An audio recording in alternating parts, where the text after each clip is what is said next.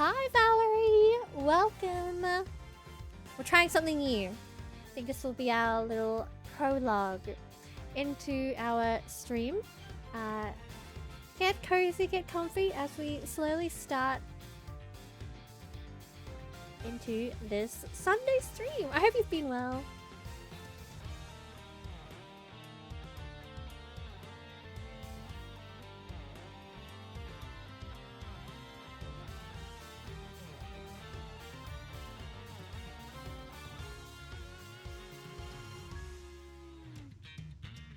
Meow. Hi, Cowie. Hi, Kuros.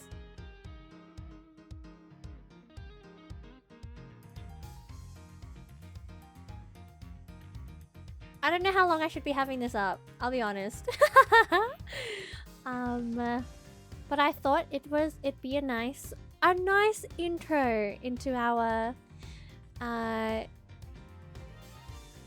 streams.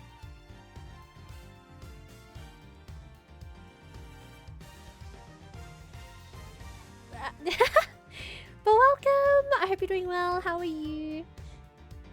Yeah, I don't know how long we have this open for. I'll be honest. I didn't quite think about like how long. I mean, I'm keen. I'm ready. I'm raring to go. So we return to this screen. Maybe we'll put it on for like 2 minutes. I mean, I yap all the time, so.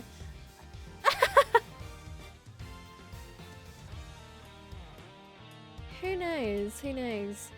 Well, welcome in to the stream. Today we'll be playing Ace Attorney.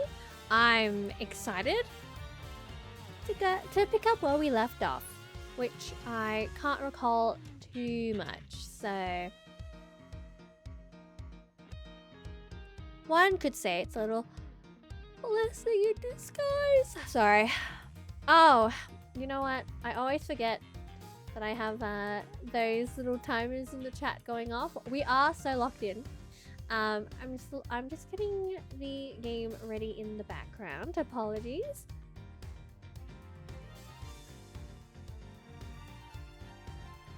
Okay, but honestly, without further ado, I say let's get into our shenanigans. I low-key forgot this happened. I'll be real. I'll be very honest. So back to our where do we last leave off? That is the question. Now let's shimmy a little bit to the bottom. So you guys can see all the dialogue and read along with me if you like. But I think we should just continue. Turnabout Ablaze, episode 5. We're in the middle. Shi Longlang pushes back. Oh, that's right! He's back! And Sheena too. Oh my goats.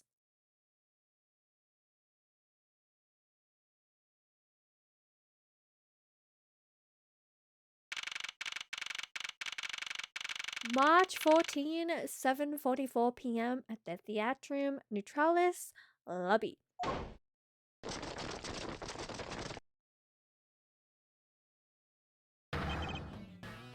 Count off! Pause. We have to change the audio. I'm gonna change it to the original since last time we played in the arranged. 1 1 1 1 1 1 1 1! Oh, that just keeps on going. 1 1. Ayo, Zyro! Welcome in! Hi, Raiders! I mean, days, you were streaming? Oh, how was Grounded? Are you grounded? Sorry, I don't know how to make a joke with that one.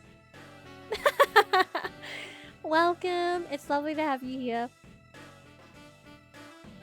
That's the one where you're like, kind of like small, like ants, right?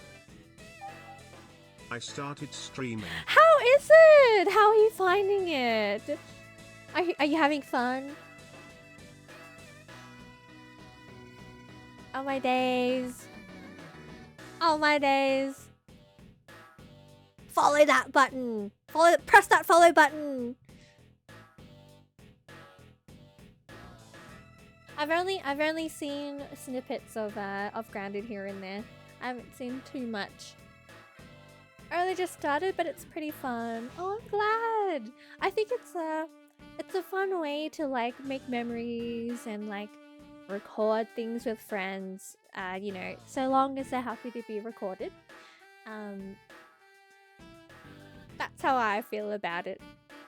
I actually have a friend who started streaming with her partner because they saw me stream and they were like, oh, that kind of looks like fun. And now they're having lots of fun with it and they have their own little community as well. So it's really sweet. Oh my god, Zara, I'm gonna peep your stream. But no, thank you so much for the raid. I really appreciate you. Thank you. Oh my goodness. Proceed, have fun. And, you know, to each their own. But personally, if you're having fun, then that's all that matters. You know, you can, you know, I guess you can look at numbers and whatnot, but I feel like if you're too invested and I guess obsessed with numbers, it gets in your head. 1! Oh my god, Kuro. You're a part of them too?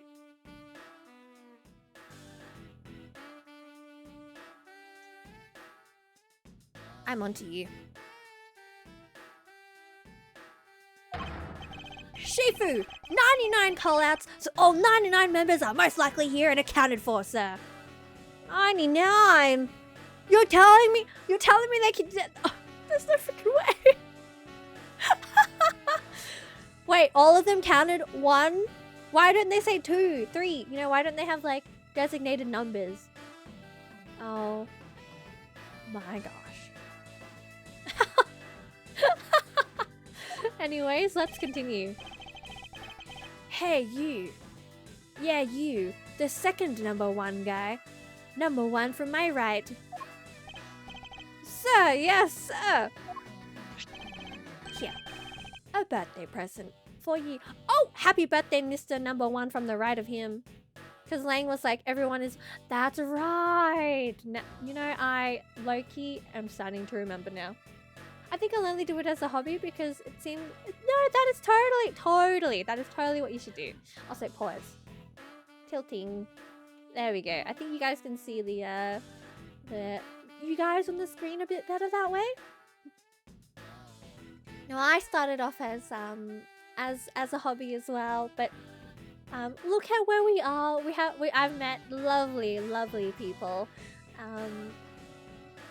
been through and come around lovely other communities as well. It's so nice. It's just like another form of making friends online. He does a good job as a boss if you think about it. I mean, you know, I can't fault him. I can't fault him yet. That's boss. What? Shifu! I didn't know that you knew all of our birthdays! What a kind heart you have. Shifu, you are more of a man than we'll ever be, sir. What if it's not his birthday? Ah!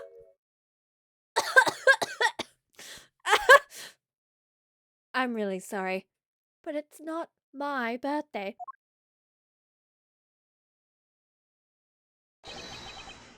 Longji says, a cub who disrespects others soon feels the disciplinary bite of an elder. That present isn't for you. It's for your younger brother's wife's younger brother. Oh my goodness.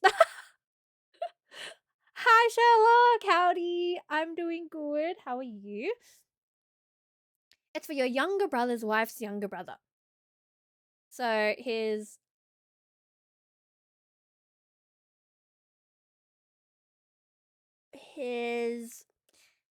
his what's that in the familial tree? Like brother-in-law, right? No. Yes? What? Anyways.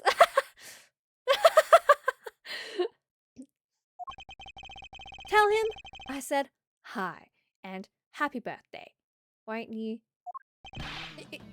Yes, sir. Shifu, I can't believe you remember that much about of each of us. Shifu, I'm so moved that I can't stop crying. Oh my goodness, this guy. I think he pulled that out of his ass. I'll be real. Holy. I'm glad to hear that you're doing good. Yeah, no, today I think the weekend has recharged me and I'm definitely feeling better. Okay, so Kuro, about you saying he does a good job as a boss. Thinking about this one. Edgeworth says I should probably leave them to their alone time. Alright, meeting's over. Everyone, head for your posts. He's so cool.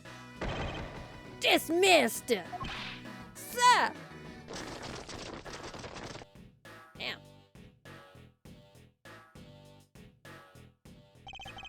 Yo, were you guys there the whole time? Look at him and his smug face. He's so cool. I'll be real. Well, the hearts count, right? Yeah, it does.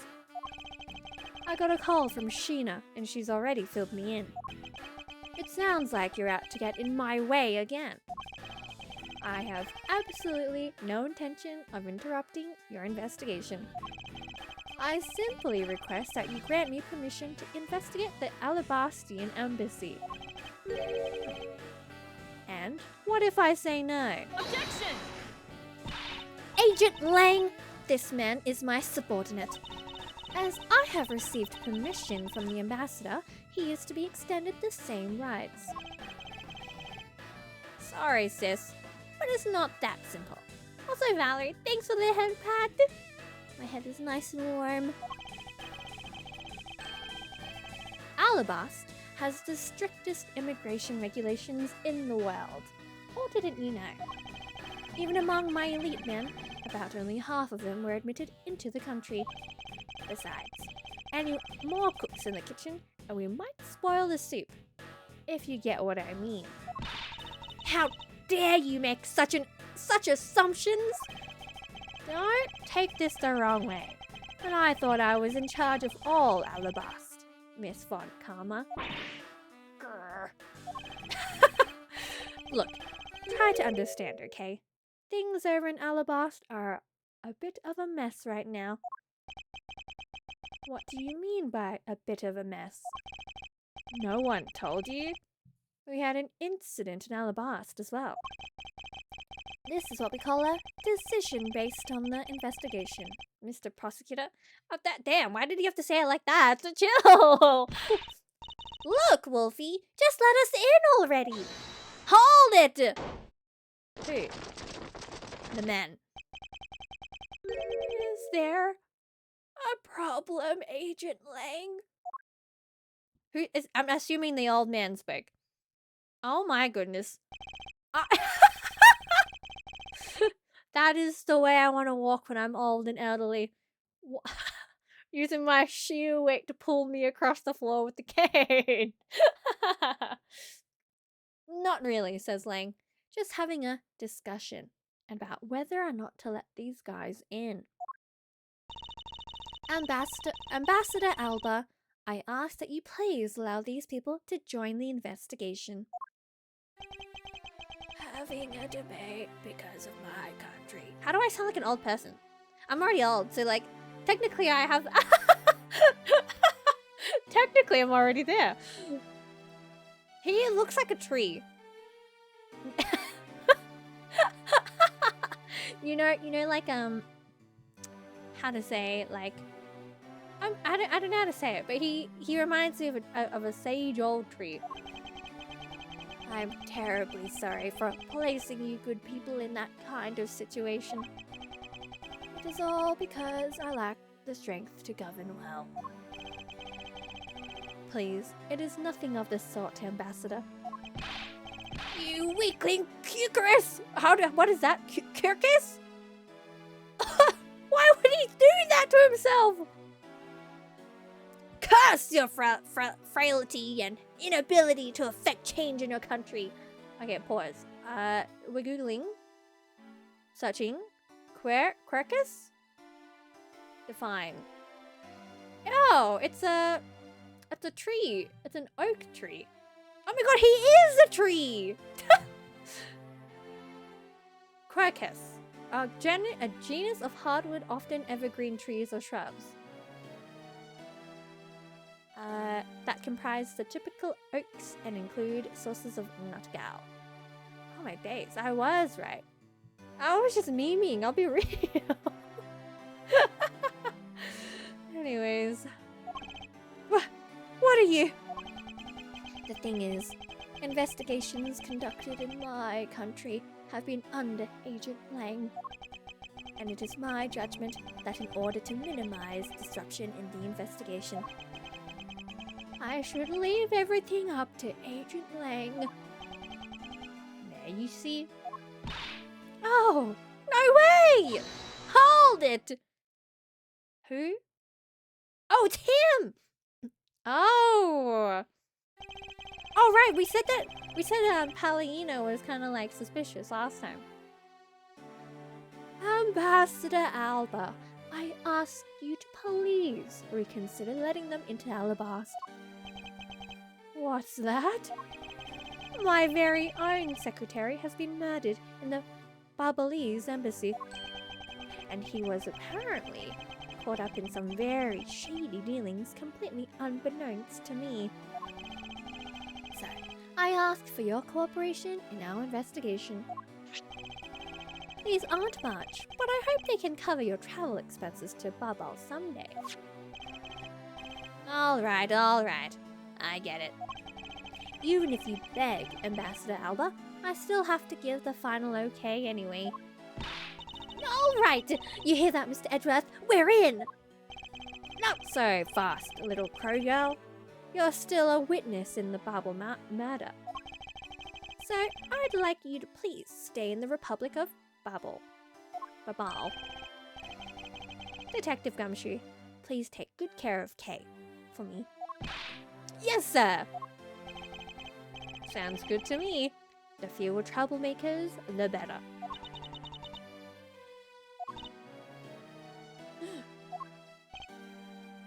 I don't know what a rasp noise is.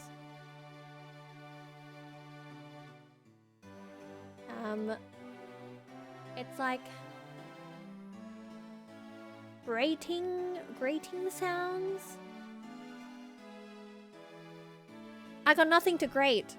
I got nothing. I would assume it's a gasp. A rasp noise is a harsh grating or scraping sound. I don't know. Well, I guess yeah. We'll just say that it is a gasp.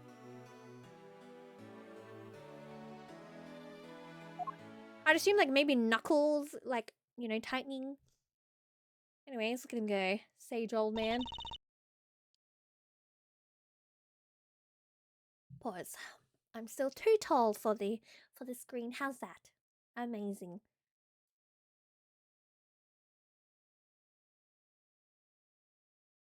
Okay. Hey, Mr. Edgeworth. Yes? So I wanted to ask for a while now, but that lady over there, is she who I think she is? Oh, that's right. I didn't introduce the two of you yet. Franziska von Karma, the prosecutorial prodigy. It's nice to see you again. Oh, I knew it! You're the whip lady! You may address me as Miss von Karma. Miss von Karma, I leave the investigation of Alabast in your hands. Thanks.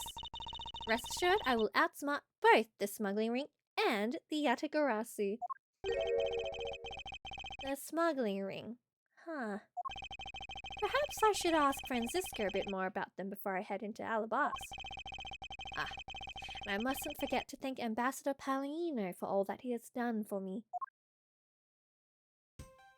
Alrighty. You've made so much progress in your investigation in such a short period of time. It's truly amazing. Agent Hicks, whose help I had requested, was cut down before he completed his task. There is no room for further failure in my perfect investigation. In spite of that, I believe you were able to obtain some insight to the ring, correct? It was nothing. I simply made some deductions based on the smuggled item I was following. You mean the Barbalese ink? But why are there restrictions on the export of Barbalese ink to begin with?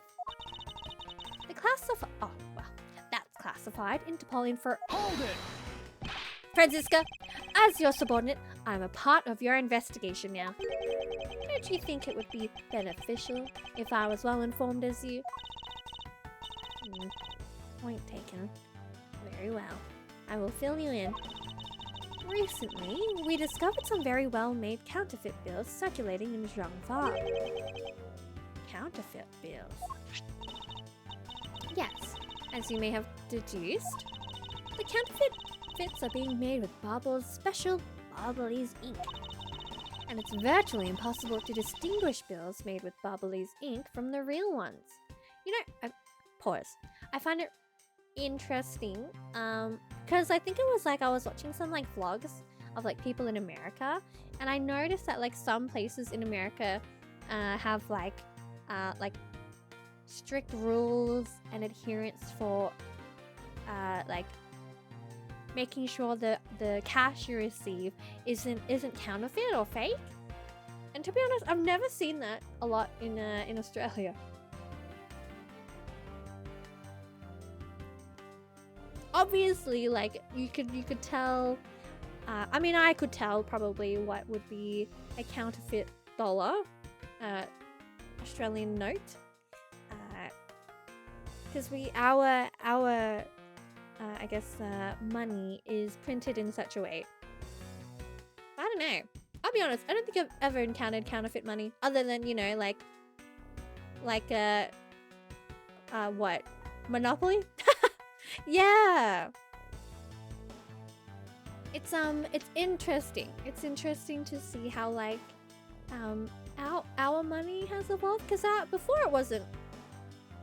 Maybe it was always plastic. You know what? I don't even know. I say that because what would I know? As a kid, I basically used coins and $5 notes and $20. And then we changed, the design of our cash. And now it's awesome. It looks cool.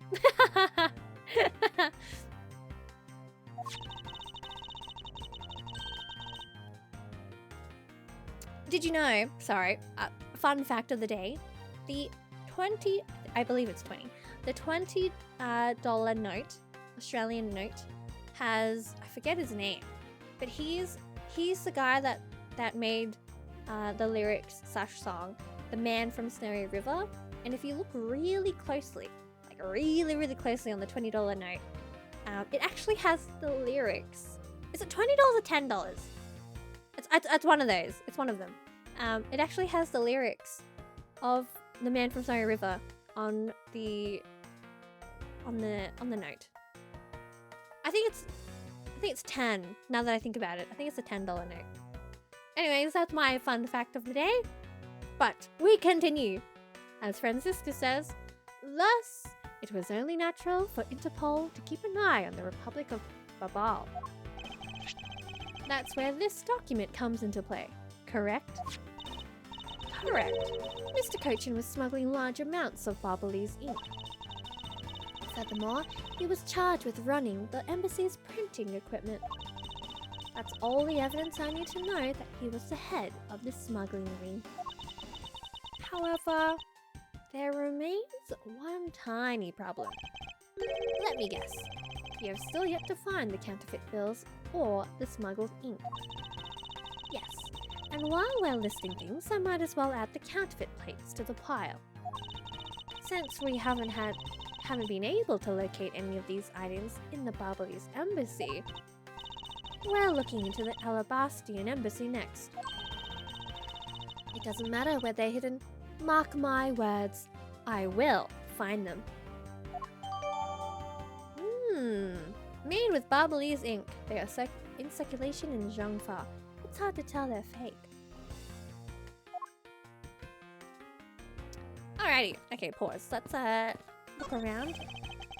The national flag of the Kingdom of Alabast is on display here. The crest on it features a flower. The knife with the flower design on it that we found in the Barbalese embassy. It would appear that it is definitely connected to the Kingdom of Alabast. These flowers are a gift from the Gatewater Imperial Hotel. It appears that their business has boomed since they became a Steel Samurai sponsor. I can see the courtyard and the Alabastian embassy through this window. But this side is under the same dire straits as the Barbalese side. An incident has occurred on both sides of this one building. Why must fate make everything in my life so full of complexities? There are stacks of pamphlets about the two embassies here. Oh, Mr. Edgeworth, please take as many as you would like. You'll find that you can cut out the last page and use that as a coupon. Oh, well there you go. I'm afraid, however, I must decline, as I have little interest in them. Wait, I thought Americans loved coupons. That man in the green coat earlier was beyond ecstatic when I gave him some. Ambassador Palino, I ask that you please not think of him as a representative of all Americans. Rude. Also, Valerie! Oh. Big Bun is over here. Here we go.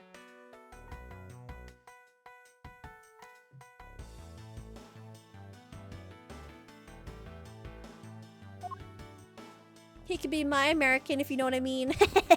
What? Who said that? Okay, I'm glad you were not hurt, but please refrain from such recklessness, alright?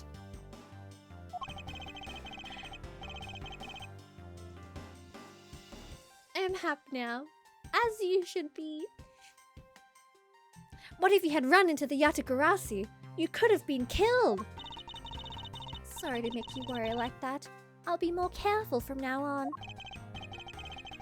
Good girl. It's good to conduct some self-reflection every once in a while. It's funny, you know? When I talk with you, Mr. Edgeworth, it's like I'm talking with my father. Oh. Oh. Is that so? Do I really seem that old to her? You're just wise and I guess fatherly like Mr. Edgeworth. Detective Gumshoe, I'm counting on you to keep Kay safe. Yes, sir. You just leave everything to me, sir. And don't worry, I'll take good care of Gummy for you. We'll go investigate into the Babal side of things together. Right, Kay?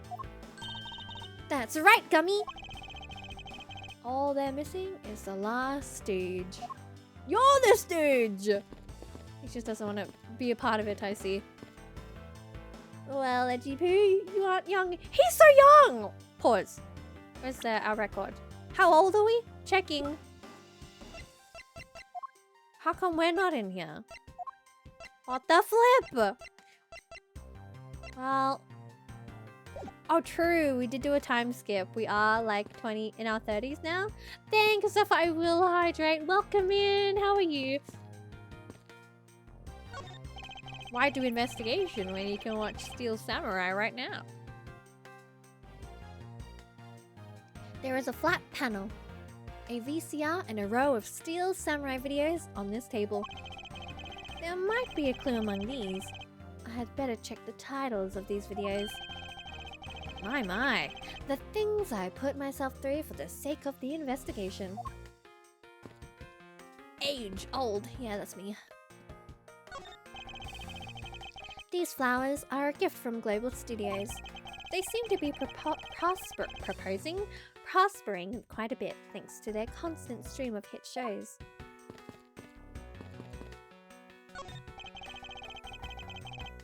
The Barbalese embassy is just outside this window.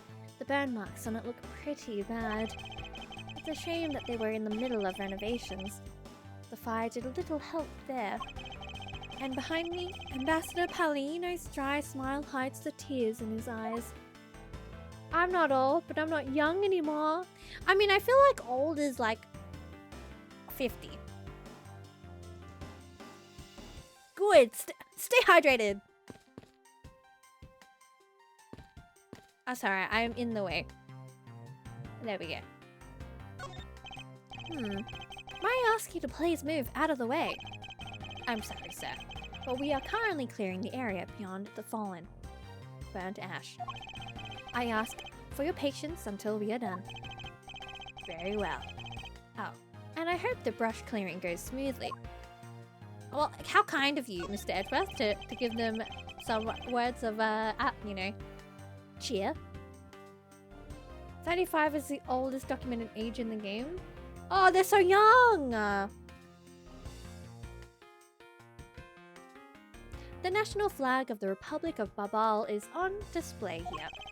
The crest on it features a butterfly. The Barbalese embassy, which sits on the right of the theatre, and the Alabastian embassy, which sits on the left. Something has happened in each of the two embassies. I sense that unconventional methods will be required to solve both of these mysteries. Alrighty. So, let's leave. Oh wait, let's look at the door first. The Steel Samurai and Jammin Ninja stage shows were held just beyond those doors. After the Jammin Ninja show ended, we came out here and we were greeted with a fire. Then the appearance of the Yatagarasi and a murder. We're far from solving anything yet. Alrighty, now we talk to this guy. Ambassador Palleino, I'm in your debt. Yeah, I get what you mean, but approaching 30 is not exactly young anymore for Edgeworth. I mean, guy's got grey hair. He's been through a lot of stress and trauma. Actually, any earlier than 40 is still generally considered young. That's why I was like, I think 50. I think that's old. No, it's nothing.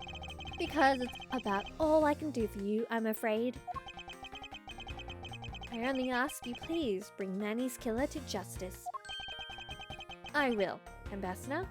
On my honor. Wow, you're so sensational. You've really piqued my curiosity. I know they aren't much, but know that I'm giving them to you wholeheartedly. Here's coupons. Oh my god. No, that's quite alright. Oh, well, how about this then? More coupons! Oh! The ink! And what exactly is it? Come on, Edgeworth, we were just talking about it. It's fountain pen ink. Known as Barbalese ink. It's made exclusively in Babal. So this is Barbalese ink. We make it from witch crystal oil, which is mined through our mineral mines. Please accept this ink. One dip of your fountain pen in this, and you can write for hours in your organizer. How fortunate for me! The ink in my pen just happened to have run out. I gladly accept your gracious gift. Special wit crystal oil-based ink. Limited export because of its use in counterfeiting. Great! Wonderful! I guarantee to you that writing with our ink is an unforgettable experience. and since we don't export it. If you run out, you're always welcome to come and visit our fair nation. Talk about cornering the customer along with the market. Well, shall we get going? Hold it!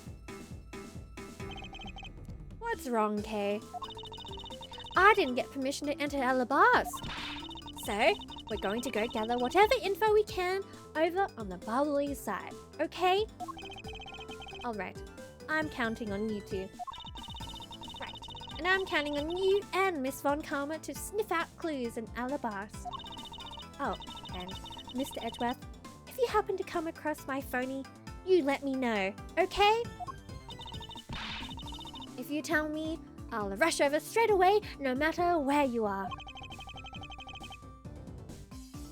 How are we meant to do that?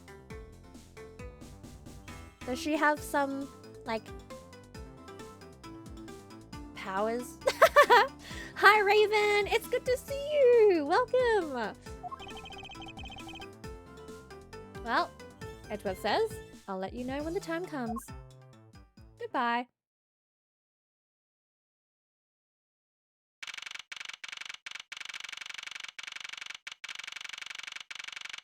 Oh my gosh, someone else was murdered here. There's no freaking way! It's a mirror! March 14, I'm sorry, I'm in the way. But there he is, on the floor, right over there. Oh dear. And we're now in the Alabastian Embassy in the ambassador's office. Hmm? Oh! Wow! Oh, he moves? What do you think you're doing to my subordinate?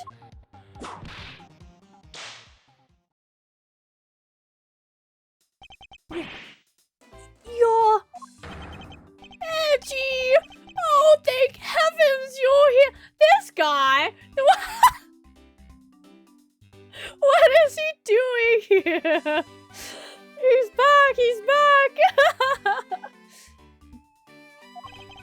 I'm in a really, really big pickle, your lordship! The raven had appeared, poof! And then disappeared, swoosh! And though I am the steel samurai, my sword, it... I'm so confused. I don't know what anything means anymore. Who is this fruitcake? I'm Larry of the House of Butts, married man of New Old Tokyo, milady. Now I remember.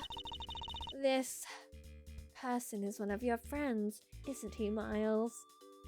I think Miles is gonna be like, yeah, unfortunately. Glad to be here again. It's always good to see you. Get cozy, get comfy. Because, guess we're gonna find out what happened here. Yes, frighteningly enough, he is. I just want to say... Okay, I cover his face. Okay. No, pause. I'll just move out the way. Anyways. Larry's got... I'm looking respectfully. Anyways. Hey! What's up with that answer? Your best bud is in a bind, and you act like it's no big deal? What sort of bind are we talking about here? Playing Warframe? Trying to find any energy to make breakfast? I think you should start with making a drink. Maybe that'll help kickstart you having energy to make breakfast, Raven. The suspect kind, says Larry. I accidentally became a suspect in a murder. I see. That is quite the bind. Not that we're in the least bit surprised. Yes, I pretty much expected this news. Oh. I feel like, I think Larry was also like, accused of murder in a different game. I made coffee already. Toast. Maybe you gotta make something and like, what about toast and butter? I feel like that's like low-key the best. Like, do you have raisin toast? Do you have fruit toast, Raven? Raisin toast and like butter is so good. It's such a good, like, it smells so good to be toasted.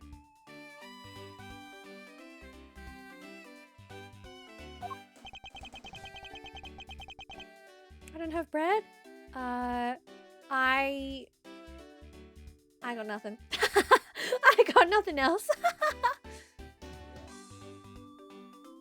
I'll be honest, I'm not a person who eats cereal. I find cereal really boring to eat. Raisin toast and butter smells incredible. Oh, okay. Peanut butter and honey combo on raisin toast is so good. Like the honey, like, if you haven't had it before, the honey like counteracts the grittiness of like the peanut butter. It's such a good combo. I highly recommend it. I love how Larry's face is just like, hee hee. It's giving gomen. Gomen nasai. Sorry, hee. From the instant I saw this unlucky face.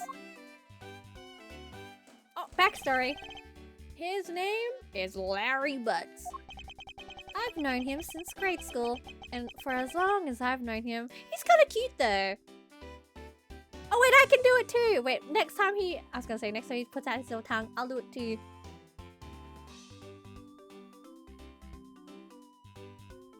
He's kind of cute. I don't know about is it a goatee? Is that what it's called? He has been the world's largest source of trouble with a capital T. Hey! What kind of introduction is that? You're so mean, Edgy. If you're not careful, you might find your tiny number of friends go down by one.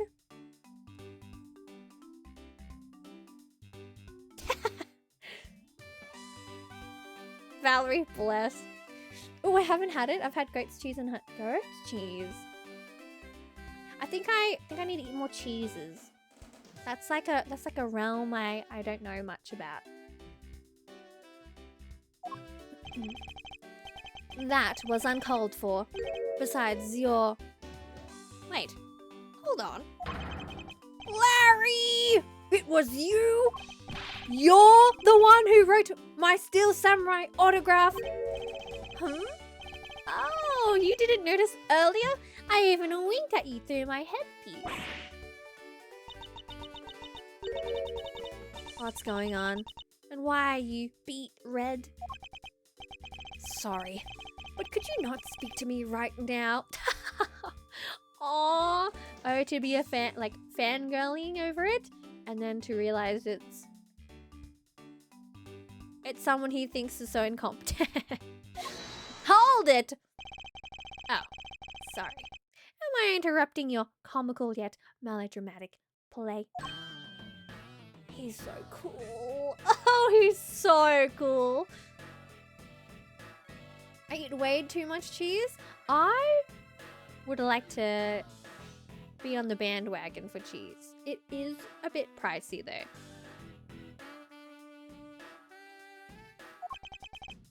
Aha. So this is the incident you mentioned earlier. Mr. Prosecutor, this man, this childhood friend of yours, is our prime suspect. Of what, you ask? A murder! Bang! Of the murder of a man who had snuck into this embassy. Mask Star Damask number 2. Or is it Mask Star? I love how they put a freaking star in the text. Is it Mask Star Damask the 2nd? Masked Star Damask the Second. Oh? My goodness. It is a very fancy name for a poor man. Only Larry could get himself into yet another mess as fine as this. Hey! I remember seeing that the pattern. The pattern of the cloth on the floor? Isn't that it was in the second game. The second chapter, I think. I can't remember where that person was from though. But I think he had like a cloth that looked like that and it was pink. If you remember, oh my goodness. How do you guys remember? Because I can't. But I digress. No matter what the facts seem to say, Larry is not the type to commit murder. Still, it's a rather daunting stroke of misfortune I've struck. I have to prove that Larry Butts is innocent of all wrongdoing. Shifu, we've identified the victim. Good work. I'll take that report now. Agent Lang, would you mind if I take a peek at it as well? What did I tell you earlier, Mr. Prosecutor? Don't get in my way. There's only enough flesh here to feed one wolf, and that one is me. So no, you may not take a peek. But Agent Lang, hold it! Oh my god, he's here.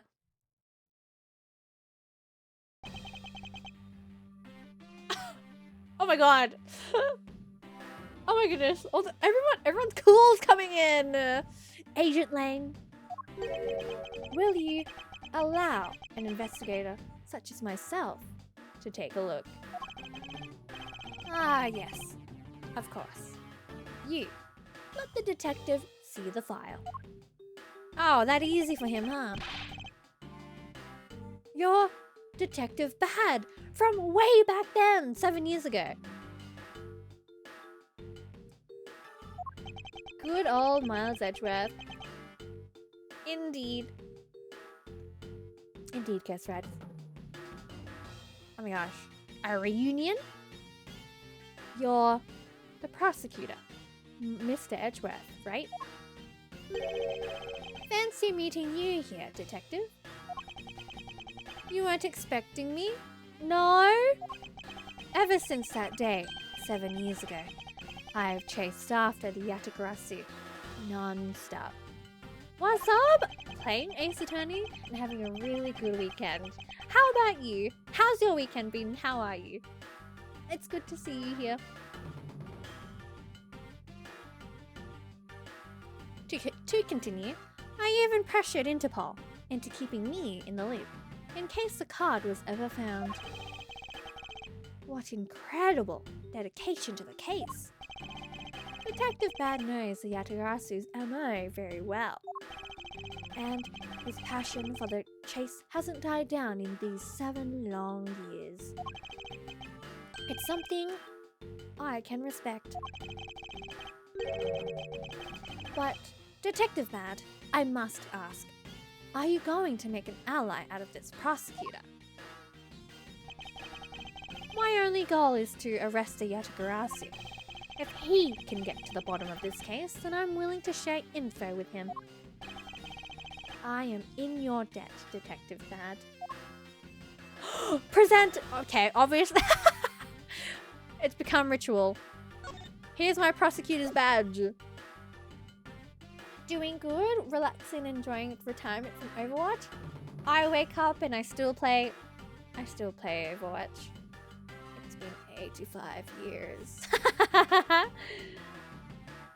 But no, I'm glad you're doing good and relaxing as well. The weekend, you deserve the most relaxation throughout your weekend. Detective Bad, check this out, Slides badge.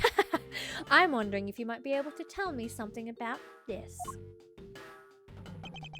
Sorry, but I don't give a hoot about things that aren't related to the Yatagarasu. It looks like nothing about you has changed in these 7 years, huh? Daughter of Von Karma, you're still just a sapling of a prosecutor. So, I'll have you know that I've already grown into a stately tree of a prosecutor. Is that right? Is he just toying with Franziska? He seems to be enjoying this quite a bit. Oh, he knows what he's doing. I quit that game last month. Honestly, totally valid. What are you? I was gonna say, what are you playing instead? If anything, let's ask Matt about the initial investigation. About the murder of No! You need to add in the star! Edgeworth! About the murder of Damask II, would you be willing to fill me in on a few of the details?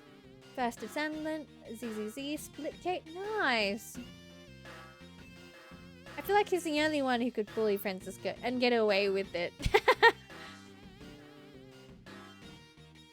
I feel that as well, Yui. Nice. I haven't listened to new music too much to really, I guess, appreciate musical art at the moment.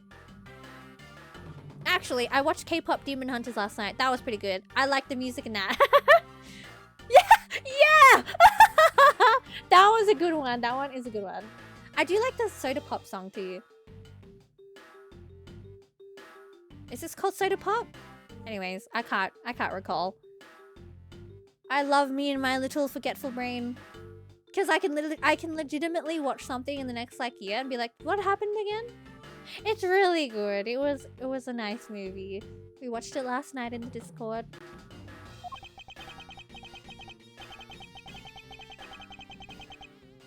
When the Yatagarasu showed up, Agent Lang and I took ourselves off guard duty and put ourselves in charge of directing things at the crime scene.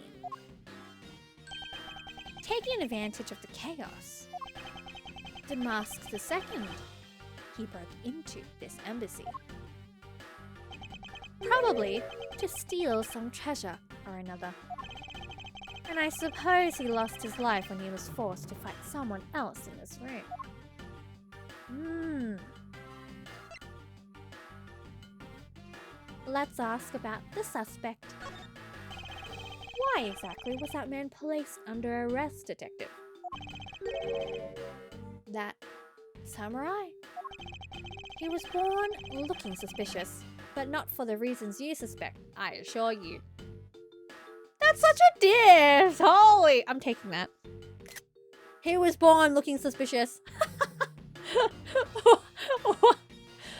Damn, Edgeworth. Also, this song, when it all adds up by Run Killings. I don't know who that is, but I'll have to give them a listen. Sony is such a weird company. They can make horrible games like Concord, yet create some banger like K-pop Demon Hunter. I think it's like Sony's just the publisher, right? I don't know much about like the ongoings in the background. Like, for example, oh, it is Soda Pop. Okay. I like that one. Anyway, so because it's like, for example, the Life is Strange game. Like, Square Enix didn't make it, but they're the publisher. And I do a couple of songs by the band Smash Into Pieces that I like found.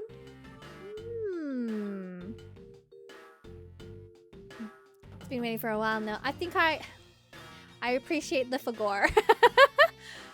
Damn, you want to cry? It's okay, it's okay.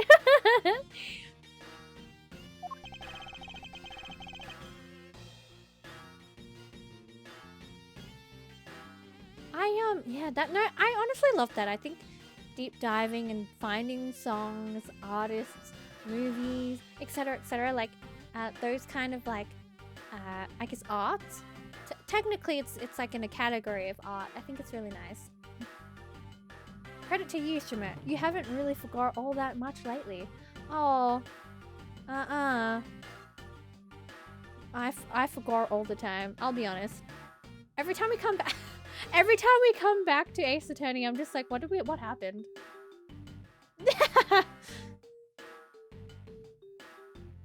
As you can plainly see, he is completely harmless.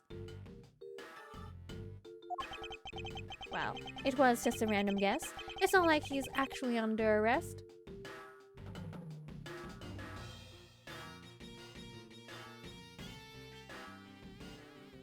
Oh my god, okay.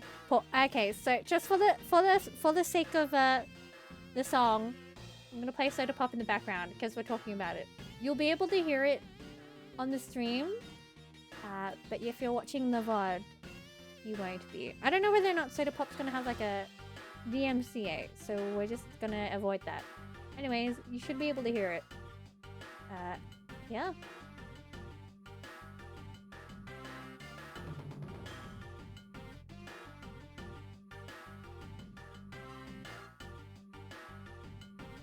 Yeah, let's avoid the DMCA. So you guys can listen to it now.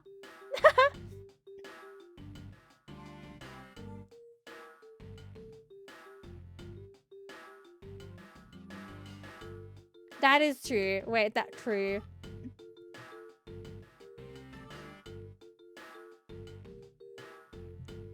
Well, it was just a random guess. It's not like he's actually under arrest. Oh my god, there's a podium and everything. Thank you, I will stretch. It's such a good song. If you're watching the VOD, nowhere at the chorus part of Soda Pop.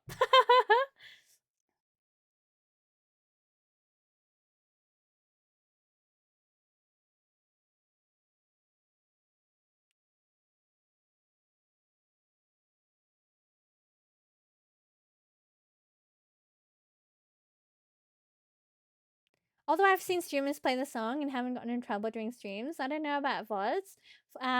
For us, anything that we play song-wise doesn't come through in our VODs. We're so adding this to our playlist. Yeah, and they are very, very good bangers. We're gonna put it in. We're gonna put it. I was gonna say, can you guys help me create a new playlist for Spotify?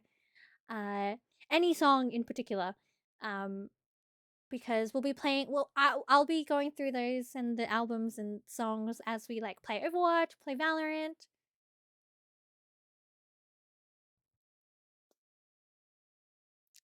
I'm trying to make a bigger playlist. Anyways, to proceed.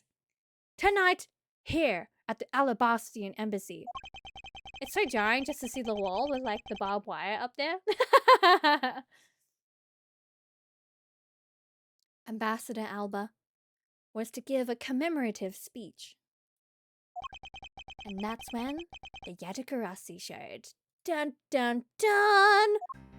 Oh, damn! Whoa! I just wasn't expecting. I don't think I was expecting at all. The freaking shadow! Holy. Need some song recommendations for a Spotify playlist? Or just songs in general so we can vibe to next time we play Overwatch or Valorant. Or any like those games that we kind of like, I guess, need some supplementary like fun music to have in the background. Oh my days. Feel free to... does Twitch still have, like, DMs? You're more than welcome to message me on Twitch or Discord. Or, if you'd also... if there's anyone else in chat who is also open to listening and finding new artists, please. But keep in mind, I digress. Bad says, the Yatagarasu isn't who I'm talking about right now. Those seats, for the guests who had been called to sit in them, were empty. A no-show. Who was it that failed to take their seat? the Steel Samurai. Until the speech was to begin, each member of the entire Steel Samurai family was to wait in a separate room. However, for some weird reason, that man was spotted in a different location than his assigned room at the time. And where was he? What? He was on the roof with one of his legs down a chimney. What it... Larry? That chimney leads directly into this room. Okay, but who saw him?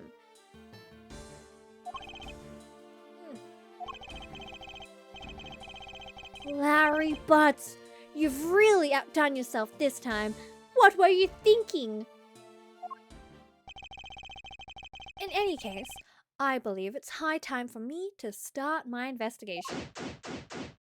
Oh, Larry. Let's talk to him, shall we? Larry, there are a few things I need to ask you about. Hey, how about that? I've got a few things I've got to ask you too. What is it? It's like both you and him. How is it that the two of you always manage to have some cute or hot girl by your side? Oh my gosh, this guy. And Francie, what about that promise you made to me? What promise? Promise? What? Wait, exactly my words. The one where you said you would model for my next book, Francie's Whippity Whip Trip. Whip.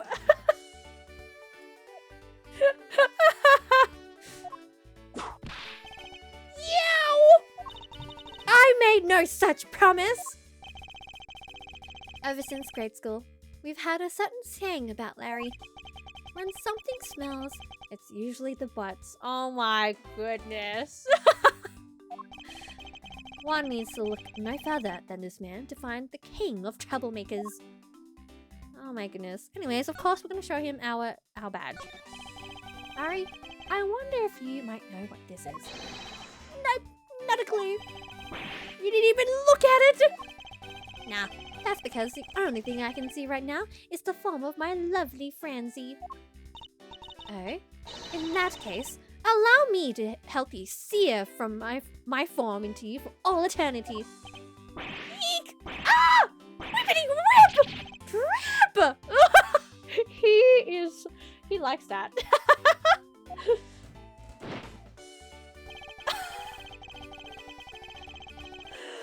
Now this is a trip I'm willing to endorse, especially if we can finally get some peace here.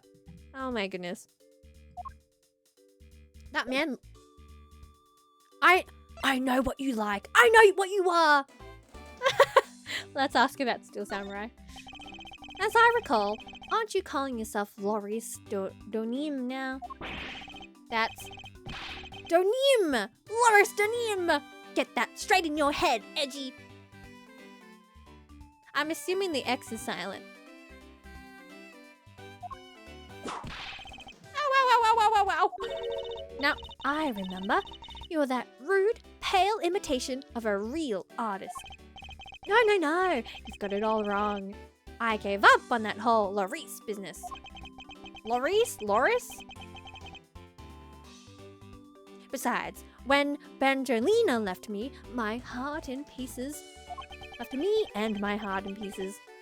that's when Mindy walked into my... So this guy's a womanizer.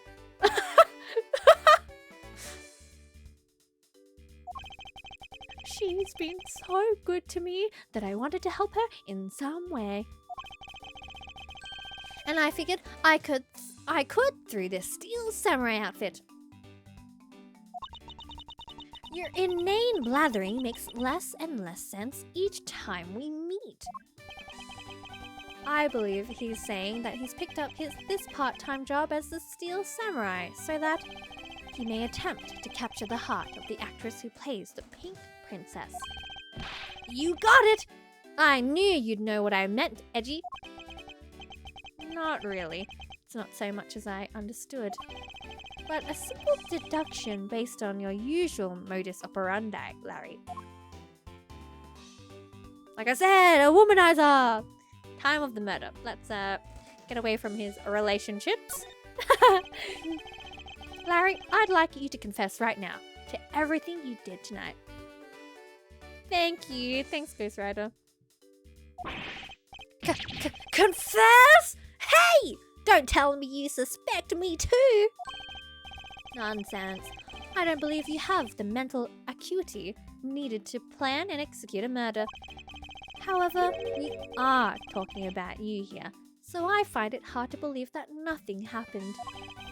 For past experience has taught me that you are always at the center of some insane event. Edgy! How can you be so mean? Stabbing me with your words like that! Unfortunately, I don't have the time to search out a key to unlock your heart this time. So, I suggest that you cooperate and tell me what you know. I think that was a reference to one of the like mini games you do in the Ace Attorney games, where like I guess I can't recall. It's like their psyche is locked, and it's legitimately like a screen with a lock, and it's got chains around it, and you have to unlock each lock to remove the chains so that they open up. I think that's what they were referring to just then. Okay, I get it, Larry says. Just stop Francie from ripping me from behind. So, I guess you know what I did. Right, Edgy? I can't even begin to imagine. However, I imagine that whatever you were up to was probably beyond my imagination. So, you will tell me what exactly you did, Larry. Nope. Not yet, Edgy. It'll take more than that to loosen my lips. A lot more! Confess! Now. Okay. Well, I was up on the roof. Okay, well that was easy. And why exactly were you up there? Oh, you know what? That wintry custom and the legendary hero. Legendary? Hero? Santa Claus! I guess. Santa Claus? I wanted to do that thing he does, so I climbed up to one of the chimneys. But when I got there, there was smoke pouring out of the chimney. Smoke was pouring out of the chimney when Larry thought to climb down it.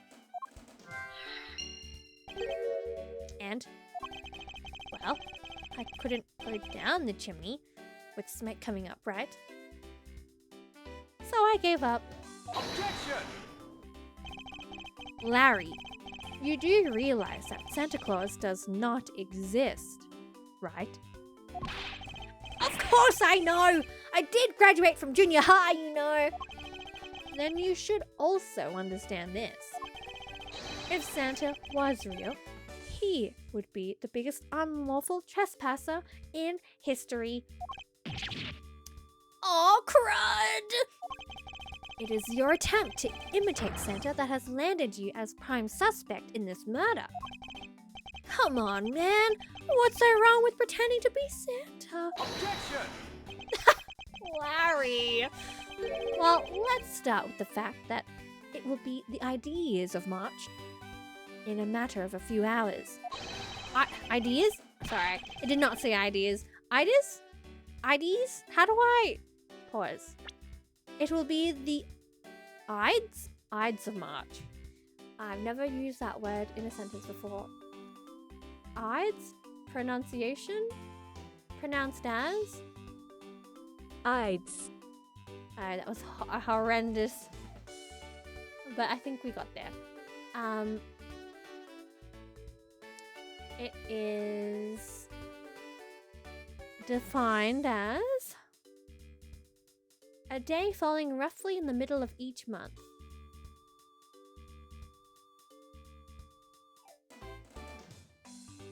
Okay.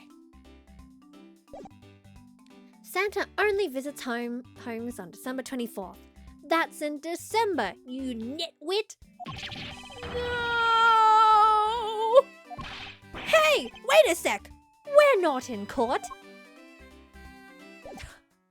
I actually love Larry. I actually love his dialogue. Alrighty, let's look at everything before we shimmy over to the right. There was a grandfather clock just like this one earlier in the Barbalese embassy. You know, symmetry is a fine thing, but their interior design really suffers for it. Oh yeah. Oh yeah, it does. Really? I think this clock actually fits the decor of this room quite well. I suppose the wood does suit the all-natural atmosphere of this room. Its design and the material it's made of strikes a good balance with the plants. Hey! You two! Now's not the time to be talking about interior decorating, you know. Hurry up and save me! Be quiet! Ack! This is all part of my elite investigation. All you need to do is be quiet and watch. Actually, I do believe Larry has a point for once. Alrighty, well... What is that plant supposed to be? Franziska, can't you see that it's supposed to be a likeness of Ambassador Alba? That's what I was thinking. Miles Edgeworth, as a subordinate, you have a lot of nerve telling me what to think. I look forward to your salary assessment next month. You are deluding yourself if you think you have any control over that. Oh. Interesting. Repo is intimidating?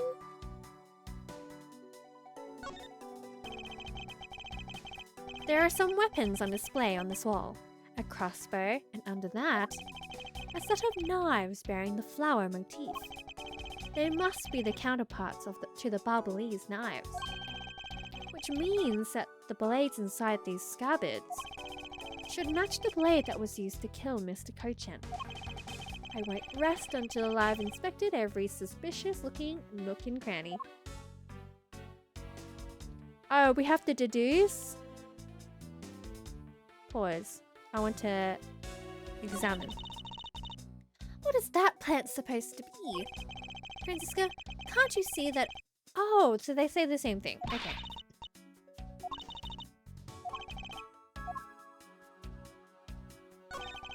It's the Steel Samurai's primary weapon, the Samurai Spear.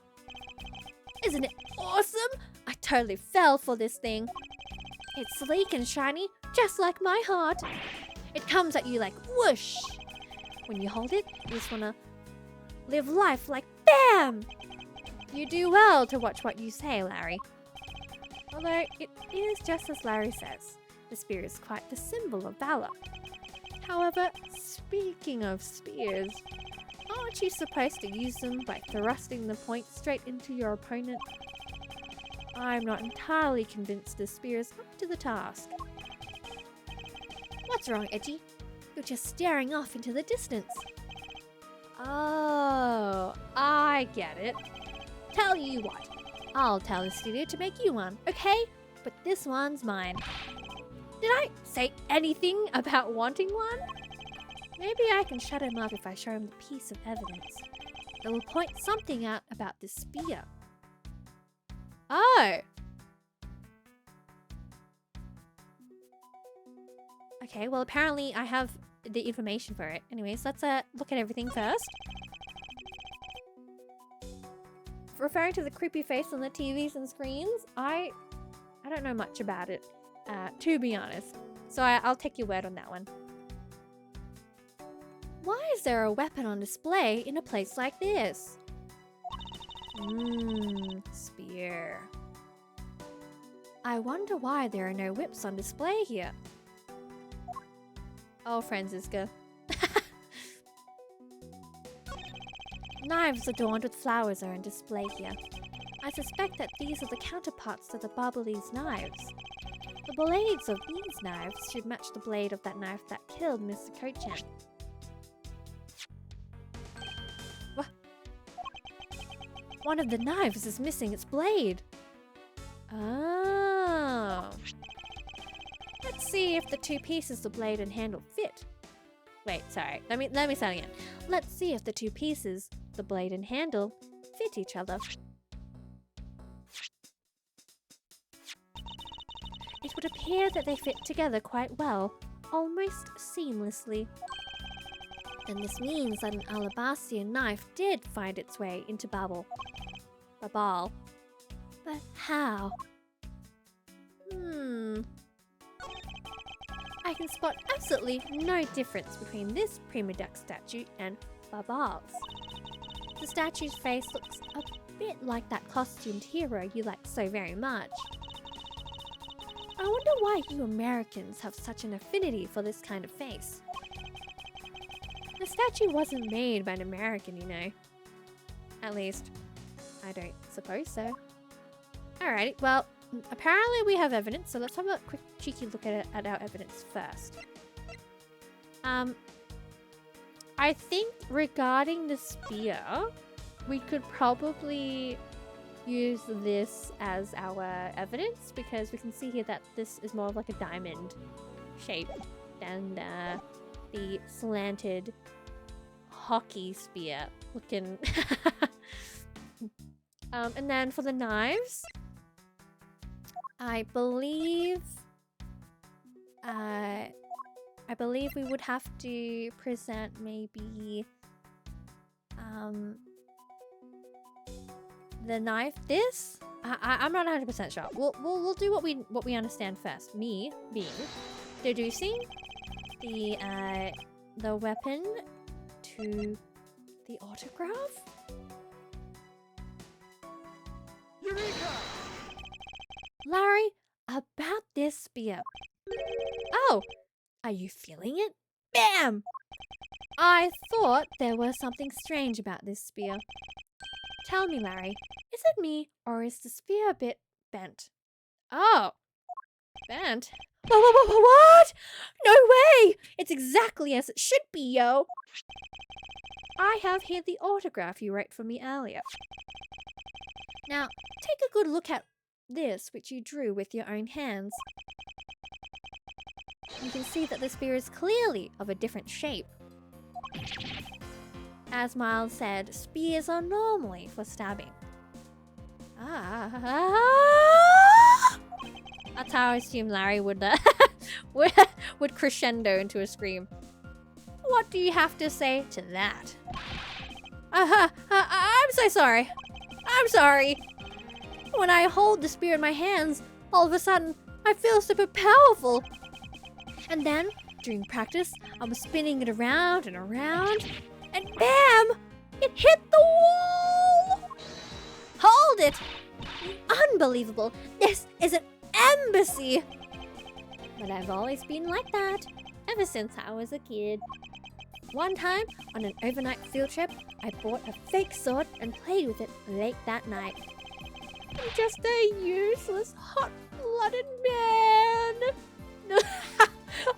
Oh, Larry. Larry? Clarify for that me. Will you? Okay. So it was some field trip and I began to shadow fight with myself. Not that! I meant what you said earlier about spinning the spear and hitting the wall. Oh, that! It's no biggie. It's not like I left a hole or anything. That's not why I'm asking, Larry. The samurai spear is made of metal. I somehow doubt that a move as simple as spinning it around would cause it to bend. Man, Edgy, you're so naive. What? Where did that come from? Well, you keep calling it the samurai spear. But it's not real. You can't really fight someone with it. Because it's hollow on the inside. You could hit it against practically anything and it would bend. Is that so? Don't tell me you thought it was real. Oh, but don't take it the wrong way. I just think that part of your personality is cute.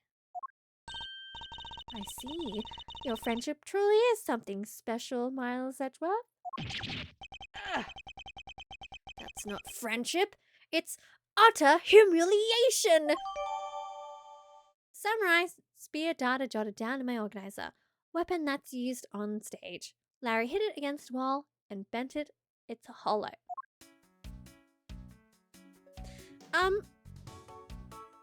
Oh, so that's the only thing we can deduce here. Okay. There we go. There was the exact same statue sitting in that Barbalese office we examined. If the Primiduck statue was the natural treasure of the Principality of Cadopia, there was only one of these statues, meaning that one of the two is a replica. But both Alabast and Babal claim to have the real thing. What an incredibly childish fight to have. Both countries claim to own the real one, national treasure, only ambassador and secretariat can touch. I won't rest until I've inspected every suspicious looking nook and cranny. It's a Primiduck statue. There was one of these on the Barbalese side as well. I hear it's a very valuable and made of pure gold. It was the national treasure of Cadopia. There was only one of these statues, meaning that one of the two is a replica. But both Alabast and Babal claim to have the real thing and won't budge from their claim. I think that's all we can take a look at. There's not much we can... oh, never mind. There was almost the exact same wall mat for the knives on the Barbalese side, but I can't see any of the details from this distance. I think that's all we can take a look at here. Pause. There is something else. What could it be? Oh, the flower. The counterpart to the Barbalese butterfly is the Alabastian flower. The butterfly and flower. They're both lovely things. But can we interpret this to mean that Alabast provides honey to Babal? Franziska, can't you come up with more of a meaningful or profound comment? Very well then. Let's see what sort of profound comment you can come up with. Well, flowers cannot survive without butterflies that spread their pollen. And butterflies cannot live without the nectar that flowers provide. If either one were to disappear from the equation, neither would survive. How was that, Miss Von Karma? Your explanation took so long that I nearly fell asleep. Well, let's continue the investigation. Franziska, why can't you just admit I had something there? Actually, he had something going on. Okay, let's investigate the body. Our body has been discovered. He was bitten. He's probably he probably in his spare time writes poems. Probably.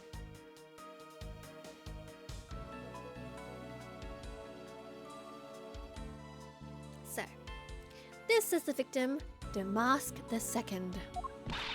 What is with his gaudy outfit? You don't know about Mask Star? Sorry, I think Loki, my braces kind of throw me off.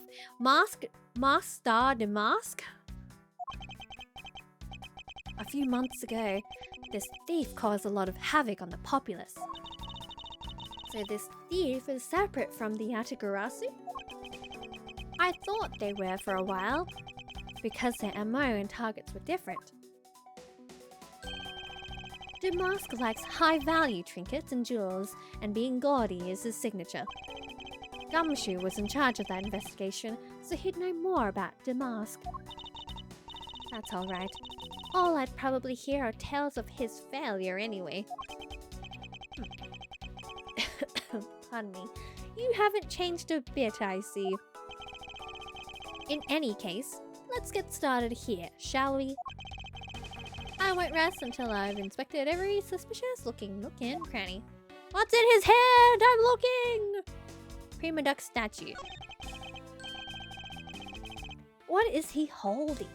It looks like a piece of paper from a notepad. Oh, it's a map! It would appear that directions on how to reach this room were written by hand. There was something written on the back as well. I'd like you to steal the Primaduck statue in this room. What is that supposed to mean? Who writes a note to themselves like that? If I had to guess from the text, I would say that this is actually a request from someone about what to steal. Just who is the person that requested the theft of the Primaduck statue? Can we see who's also on the mask? Can we demask him? Ahaha. Let's look at the hat. There is not a single shred of fashion sense in Damask's blah blah blah costume. Well, at least I can appreciate the great effort he must have put into making it. You two don't know. You can buy this costume almost anywhere now. It's being sold? Since when? Since around New Year's. The streets are practically flooded with them. But turns out, Damask is a lot more popular than I thought he'd be. I can't believe that foolish fool would dress in a fool's clothing to act foolishly. We got your point about 3 foolish is back, Franziska. Okay. I thought that Damask had quit the business. This guy, he's just a copycat using the name, a phony successor. He's just another petty thief. His real identity is an out-of-work guy by the name of Kashino. Kashino? Casino? I'm trying to see if there's like a like a correlating name. Casino. He wants the money. He's 29 and wanted on larceny charges. From his clothes and what he was carrying, we determined that this guy is the real Damask II. Oh? The cause of death appears to be the loss of blood from the back of his head. It seems that he was struck with something very hard. In other words, he was bludgeoned to death.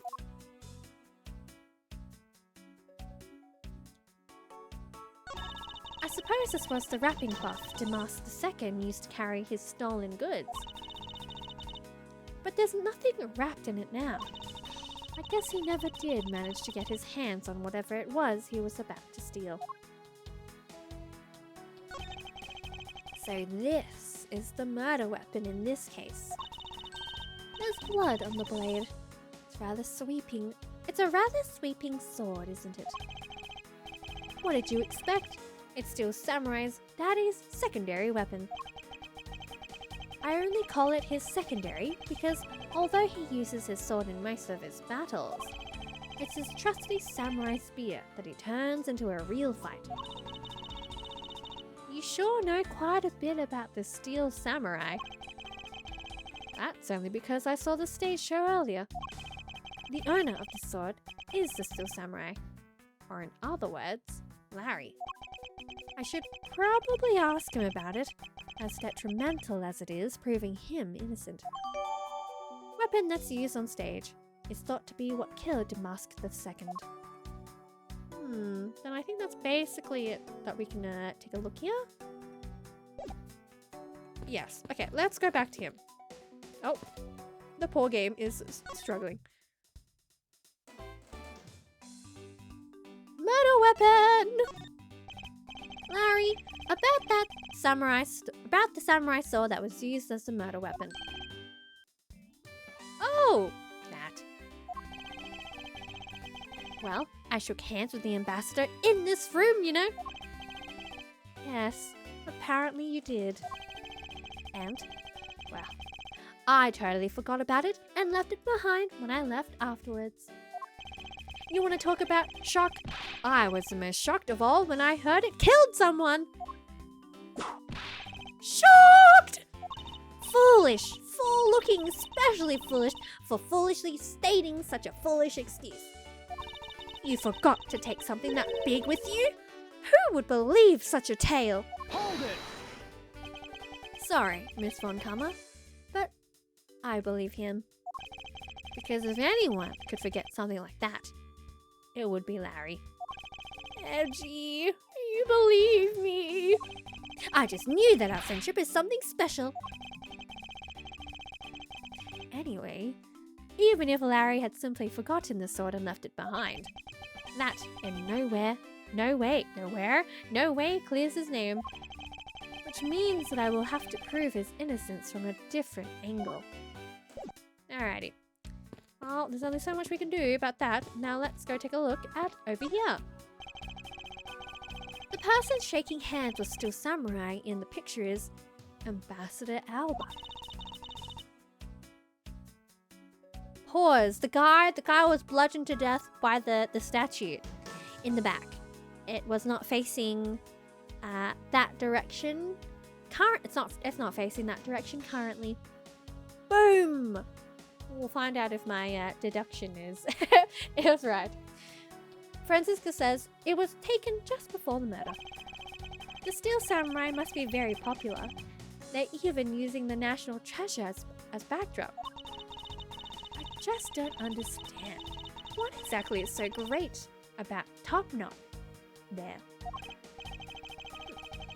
Clearly, there is depth to the show that a young person like you can't fathom. Speaking of young people, aren't young children the target audience of this show of costumed actors? It doesn't stop us. Well, I'm trying to think of like a quote-unquote cartoon. I mean, Pokemon's for all ages. Lego, I think it's not a show, but Lego is also a good comparison for kids, but it's also hit the adult market. Imagine Hatton Bun Bun. Oh my goodness. Okay, maybe. I have to look into that. Customizable custom outfits or Bun Bun. I found out. Sorry, I digress a little bit. I found out how to take off my like sleeves off my model, so we can somewhat change the way we look. So we'll see. It was for your detective deduction. We honestly should get a hat, a detective hat, a monocle even. Binoculars. Anything pertaining to, you know, detectives and deductions.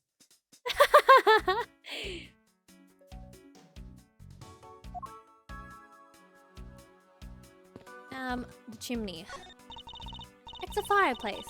And by the looks of it, I don't think it's been used recently. A monocle would be so good. I'll have to look around and see if there's any like assets that I can use.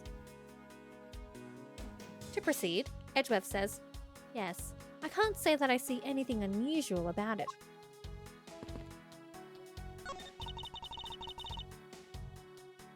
Let's head over. Oh wait, the text is here. Oh poop. Well, I will just shimmy down with one. I guess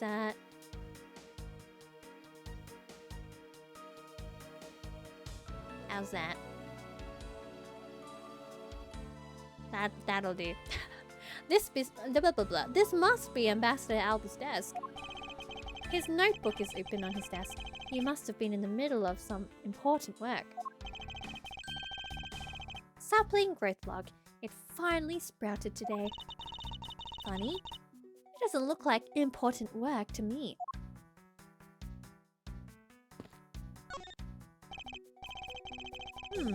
Two gorgeous flowers are in full bloom here. I'm sure flowers as lovely as these must have an equally lovely name. Miles Edgeworth, are you done staring? I should hardly think passion flowers are all that rare. Passion flowers? That's a rather unusual name. It was named by priests in the 15th century for the Passion of Christ. As they say, you learn something new every day. 2 large flowers in bloom, the vines are supported by stakes and are still growing. Interesting. Okay. We can't look at anything else over here. We'll talk to these 2 last. Can we deduce?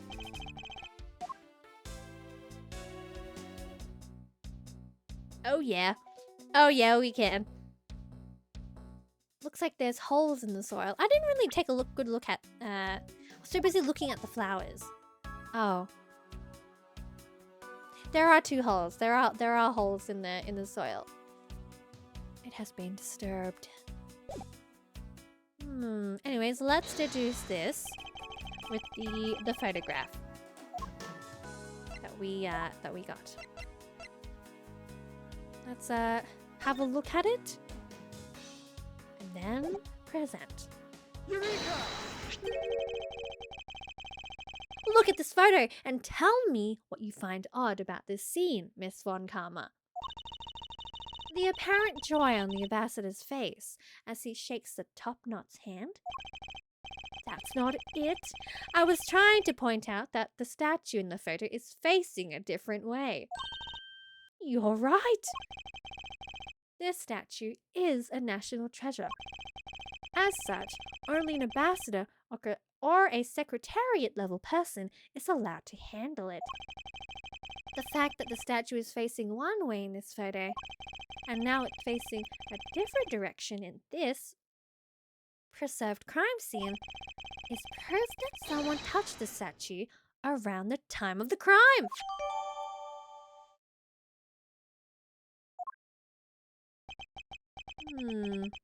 I guess that about wraps up my investigation. Wait, I didn't talk to them. No, I didn't know. No, I didn't know it would continue. Oh, this is so lame. I was going to talk to them last. I missed out talking to Agent Lang. Lang, I'm sorry. I guess we just have to continue.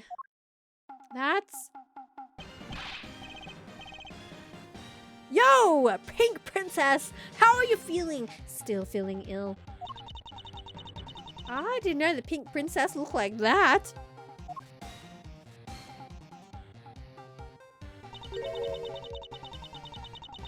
And yet, another strange character comes out of the woodwork. And so the Pink Princess also comes to pay the Alabastian Embassy a visit. I believe I may need to speak with her as well. Oh my god, never mind, we can speak to them, yes! Amazing! Thank goodness. It's not even a rip. We're so back! No matter how hard you try, you'll never be a necessity in our Shifu's investigation. Is that a fact? But no matter how good he is bound to overlook something. If you insult our Shifu, then prepare to be punished. Oh? And how exactly would you punish us? Every investigator under Shifu's command will work to disrupt your investigation. Vindictive much? You did some investigating over in the Barbalese embassy too, right? I did. Is there a problem? Longzhi says, a wolf who aims to hunt for 2 rabbits at once. I believe the idiom you require is, he who runs after 2 hares will catch neither. A real wolf can catch both. I see. So what are you trying to say, seeing as how I am currently handling 2 cases? Suit yourself. But don't say I didn't warn you. Okay, awesome. Yay! Okay, finally. Thank goodness. I would have been really sad if we couldn't talk to them. Okay, pause. Let's talk to Franziska. See if there's anything new. The investigation. I've only just arrived in this room myself, which is why we need to investigate some more. Yes, I agree. our priority should be on understanding what the current situation is. Of course, I was planning to do that from the very beginning. In that case, hurry up and start investigation. The investigation already. I already have and will. Let's get started. In order to find out the truth behind what happened here, I should start by gathering as much information as I can. And we already have. Because we're now going to talk to the Pink Princess. Miss Pink Princess, I have a few questions I'd like to ask you. Who are you under there? I'm so curious. Miss Pink Princess, if you could answer— Oh my gosh! It's her! I low-key was thinking, is it gonna be who I think it is? She was one of the two people in my head, who I thought would who was gonna be the Pink Princess. Oh my goodness. Larry, you like her? Oh my goodness.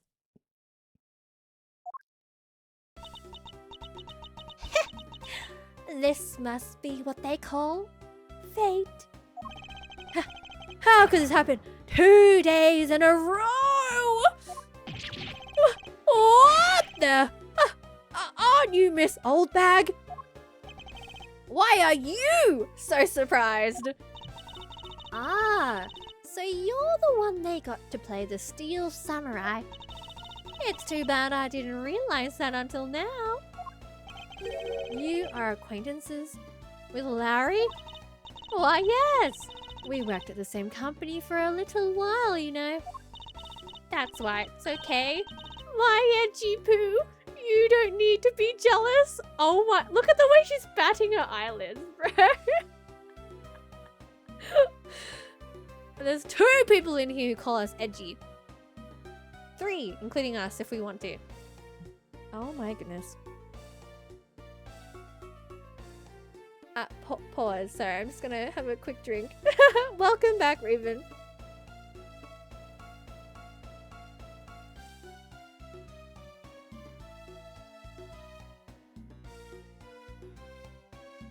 Of course, this is like... Oh, it truly is fate. The game's going good. Things are getting interesting. I was in the next room, you know, trying to get in some beauty sleep. But it was so noisy here that I couldn't fall asleep, so I came over to complain. So, imagine my shock when I saw my precious edgy poo waiting here for me. I mean, who could imagine that you would ever come to a show like this? I guess I've misjudged you, edgy poo. You misjudged him? I thought he was trying to avoid me, you know. That was no misjudgment on your part. That's precisely what I was trying to do. But it looks like the winds have shifted and he's now willing to be chased after. Oh my days! I'm simply overwhelmed. Don't you worry, Edgy Poo. I'd chase you forever. To the ends of the earth.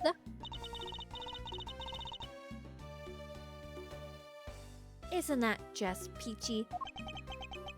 This is one of those rare times when Franziska and I actually see eye to eye. Oh my god. I'm gonna show you my badge. Please be impressed.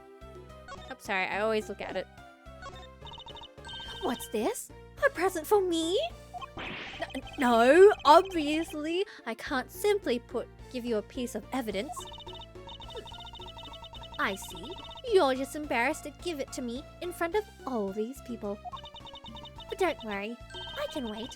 A present of love from my Edgy Poo is beyond worth it. What a bother.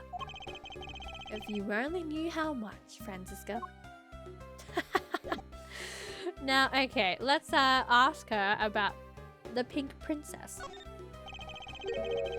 Now then, What are you doing here? I thought you were working at Gatewaterland as the Pink Badger.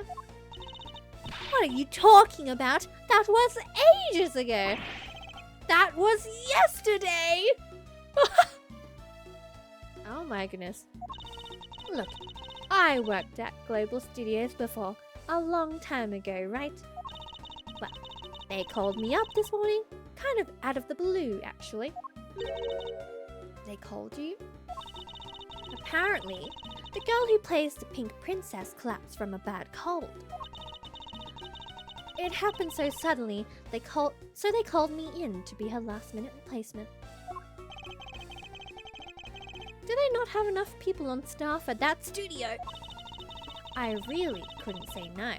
So here I am, playing the role of the heroine. Instead of that Mindy girl, I mean.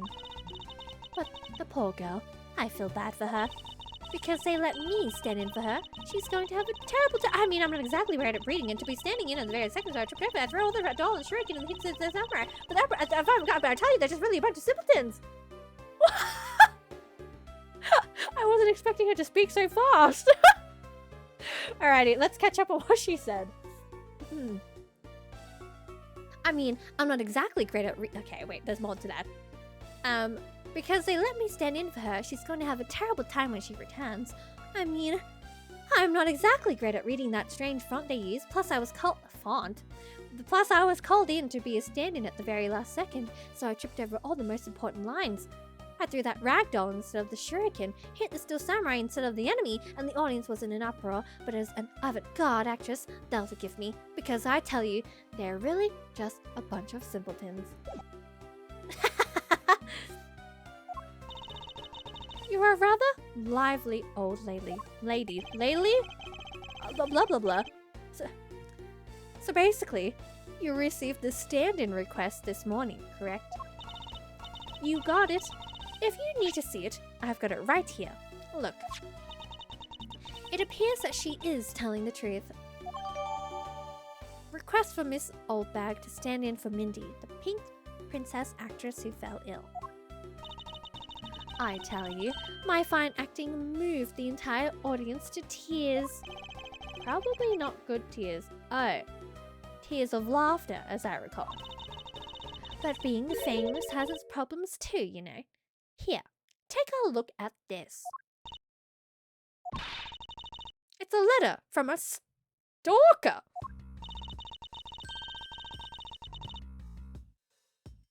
I was just taking my break when I found this stuck under the door to my room. What is this? Wendy? Mindy. That's a weird way. It's a weird way to write an M. I'll be descending on you from above tonight. You're loving. That's very threatening, and I don't like that. Honestly, you really have to watch out for these kinds of things. Look at what it says! Wendy, I'll be descending on you from above tonight. Your loving night. That's what I thought too. I thought it said Wendy, but it was like, oh, but it was Mindy? How absolutely revolting! I mean, you'd think you'd get my name right. There's no accent in my name. Wait, this horrible handwriting. Where have I seen this before? Ah, but now that you're here, Etchy Poo, I feel 100% safe. Oh, okay, pause. Did Larry want to descend the chimney so he could be with Mindy? Hence the letter? He's gonna descend via the freaking fireplace? The chimney?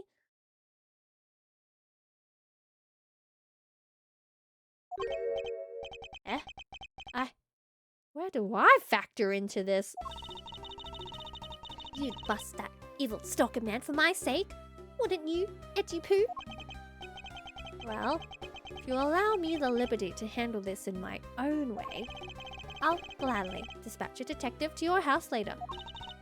Oh, come on, Etchy Poo. Stop being so dismissive and playing hard to get. Has mistakes from bad penmanship. Alrighty, well, let's ask about the time of the murder. What What were you doing at the time of the crime?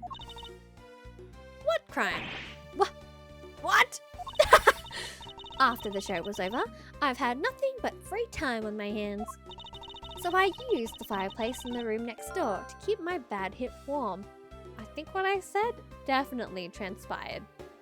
At the time of the crime, Miss Oldbag was warming her hip in the room next door. Well, a murder occurred in the room right next to yours. Is that right? Oh, Edgy-Poo, I'm so scared. Hold me! Caress me! Hold it! If you could please not cling onto my personage. I like it. Objection! Hold it! I think that'll be my my rebuttal. Someone, if someone tries to like hug me or something, that would be the most jarring thing to hear. Can you imagine? Can you imagine someone saying that and just running away? In any case, let's proceed. I take it then that you failed to show up at the Ambassador Alba's speech. Oh, that. No, I didn't go. I mean, I may have the heart of a young, tender maiden, but my body just refuses to cooperate at times. As soon as the show ended, my hips started acting up and got stiff. I couldn't move at all. Can you provide proof of your condition? Oh, you just go on ahead and ask the doctors in the infirmary. They're the ones who carried me from the theatre all the way to this embassy. I have to admit, the thought of her not being able to leave that room is rather pleasant. Well, there you go. Oh, dog! A doggy! Prosecutor Von Karma, I've brought the police dog as you requested, sir. Oh, it's so cute. Good work. You may leave now, officer. Yeah, Shiba Inu. This dog. I requested the assistance of a dog in our search for the Yatagarasu. Looks like you guys have some pretty bright dogs in this country too.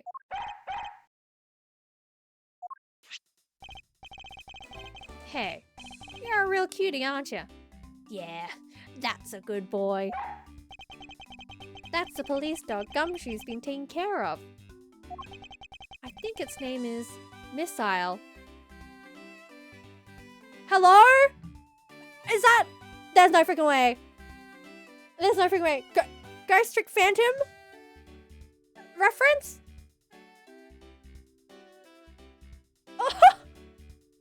That is okay. That is such a reference to Ghost Trick. Yeah. No, my goodness. Oh my goodness. Also, I only know it because I only know it because I played a little bit. I played a little bit of Ghost Trick, which honestly I would love to play on stream. I just need to play it. Full stop. Oh, there's no freaking way. That is awesome. The dog in Ghost Trick is also called Missile. What a fitting name for a police dog that dashes out in front and attacks. That action alone isn't exactly what's going to solve the case for us, you know. After Ace Attorney? Maybe. I only say maybe because I definitely wanted to play Expedition 33. And because we're halfway in Final Fantasy VII Rebirth, like our single player progress, just generally for our games on the channel, is a bit slow. But it's either after Ace Attorney, we will play Expedition 33, or after Final Fantasy VII, we'll play Expedition 33. But I want to start it, and then maybe we'll play Ghost Trick. Pardon me. Now, Missile, I want you to find some clues. Go! Yeah, doggy. Oh my god, the plant. Oh. Oh, hello? Good dog. You really are quite bright, aren't you? Unlike a certain someone I know. Now, what do we have here? Oh, that looks delicious. I'll be real. What is this? It looks like a small hot dog. What? Wait. Francisca, isn't that an official samurai dog? Ugh! Get that dog away from me! Oh! No! Bad missile! He ate it. I wonder if it's alright for him to eat that. It's just a meat substance snack featuring the Steel Samurai. I'm sure he'll be fine. That's quite a bit of information you gathered there in a single quick glance. We should really be focusing on why there was a samurai dog there in the first place. It looks like that snack wasn't all Missile found. Oh, and what do we have here? That looks like something... Oh. I was about to say something, but then I read what Francisca said, and I'm like, oh, I'll take that back. It appears to be a lady's undershirt. I wonder if Ambassador Alba might have an interest in cross-dressing? Oh my goodness, why would she just say that so openly like that? I somehow doubt that it doesn't look like the shirt would even fit him. A samurai dog and a lady's undershirt. What are these two items doing in a room like this? Given the circumstances, the lady's undershirt could only belong to one person. I suppose I should get this over with and ask the owner of said undershirt about it. Imagine if that hot dog was important to the case later, but the doggo ate it.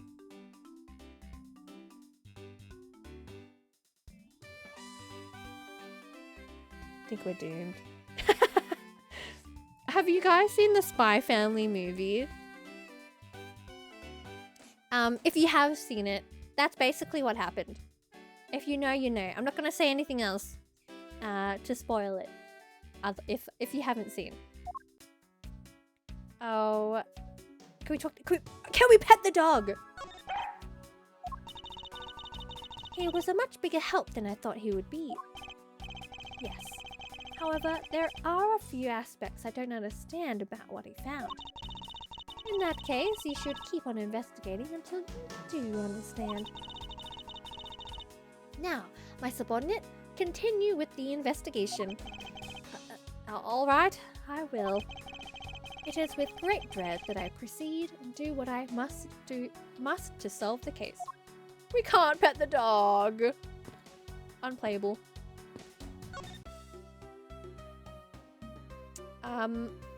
Presenting the shirt to you. Oops. Found in office fireplace, there's only one person here who would own such a shirt. I low-key think it belongs to Larry. Okay, that was my thought. I saw the shirt and I was like, oh, that's something Larry would wear. And they were like, oh, the woman's undershirt. And I'm like, oh, that does not belong to Larry then. 1 out of 10. Game no petting allowed in game. SMH my head. Anyways, let's present this anyway. If you could please take a look at this brown colored undershirt. Oh, Etchy Poo, what is the meaning of this? Why did you steal that thing from my bags? Oh, it is hers. All you had to do was ask and I would have gladly given you as many as you'd like. Thanks, but no thanks. This shirt was found here at this crime scene. What? Come now, why don't you just confess and explain what it's doing here?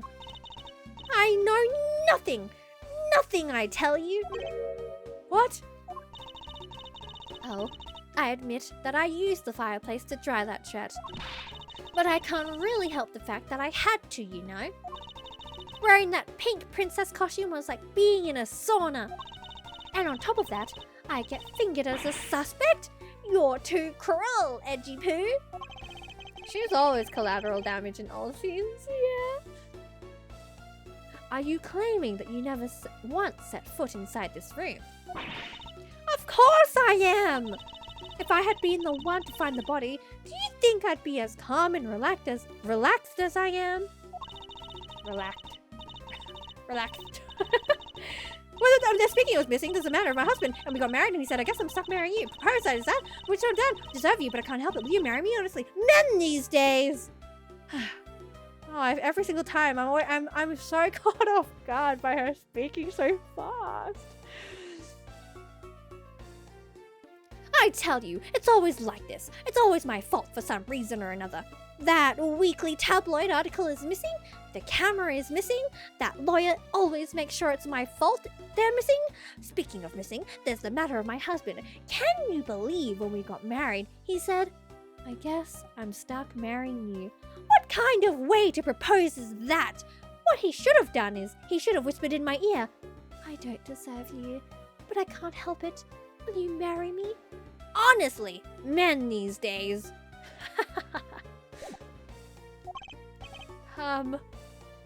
Well, I don't believe she is lying about her actions. So I can safely assume she really was drying her shirt by the fireplace on her break. And somehow the undershirt managed to move from the next room into this one. Lady, you need to lay off the K-dramas. Right? I assume the samurai dog was also yours? Ah, that brilliant mind of yours. You really can see through everything about me. And so the feeling of dread continues. But I suppose I should ask for more details. Samurai dogs! I low-key love a good hot dog. That samurai dog was yours, wasn't it? Oh, of course, I'm forever yours, my edgy wedgy poo. Hold it! If you could just stick to what I asked you. Edgy, are you and Miss Oldbag? No! You really don't change, do you? When will you learn how to take a joke? Anyway, that samurai dog wasn't mine. Those things are a present from the studio to the embassy. A present? The studio bigwigs basically told us to play delivery boys. We were supposed to hand the dogs off to the embassy people and tell them hi. I had to pile them all into the pushcart just to move them all. Those studio guys should have delivered those things by themselves, right, Edgy? So did you deliver the samurai dogs to the embassy staff as per your instructions? Hey, Edgy! Don't just ignore me and my question! Aren't you going to stick up for me? About that. See, after the show, I went to rest a spell in the dressing room. Because of my bad hip, you know. And there they were. The samurai dogs were just sitting on the dressing room floor. Oh. I suppose you had to make preparations for distributing them after the show. Well, if by preparation you mean assembling them as well. Excuse me? Oh, I tried one and thought they were actually quite good. Sorry, but I just had to find out. I know it was silly of me to think this, but I figured that since they're for a kids show, their taste was probably for kids too. But they were so good that I couldn't stop. Before I went back to my room, I just had to help myself to a half a dozen or so boxes. As I sat there by the roaring fire, warming them and eating them, I thought, this is...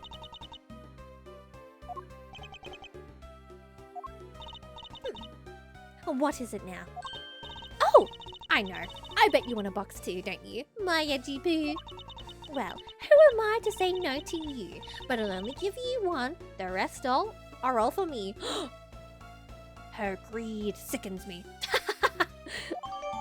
Present for embassy staff. Miss Oldbag took and ate a few from the dressing room. Samurai dogs forced onto me. Looks like the lesson for today is that when the Steel Samurai and the Pink Princess take off their masks, they transform into a pair of annoying troublemakers. Okay, Loki. Oh, sorry. Oh, let's talk about Missile from Francisca. We borrowed this dog from the local precinct, but is he really capable of handling this case? I thought police dogs are usually a much larger breed. He may be small, but he is an excellent police dog. Did you hear that in the background? Apologies. Furthermore, he was raised by Detective Gumshoe. You had me thinking the dog was capable until you said that he was raised by Scruffy. Yes, well, I suppose that wasn't the best of arguments to use. Okay, now we talk to good old... Oh, I think we have to present the envelope. Letter from a stalker. Present. Larry, I wonder if you might know what this is. Nope, not a clue. You didn't even... Oh, so this isn't him. Okay. We'll skip this because we've seen this dialogue before.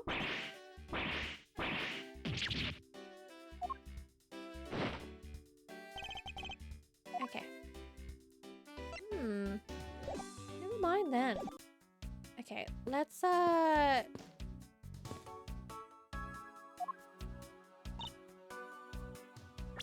pause. Sorry, apologies. I wanted to take a look at our new what's the word? Evidence? Sorry, pardon me. I thought we could read that a bit better, but I guess not. Stand-in request. Samurai dogs? Nothing. Nope. Okay. Does Larry enjoy being whipped? I think he does. I think he does. Who do we talk to / what evidence do we hand over?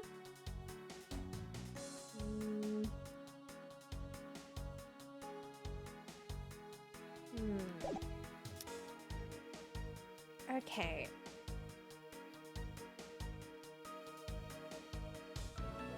I'm thinking... I don't know. I actually don't know what sorry, the blah blah blah, the evidence.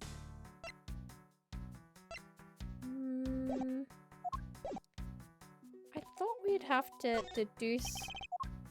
Oh, we've already looked here. Oh, I don't. Do we talk to? Wait, do we talk to him again? Solang?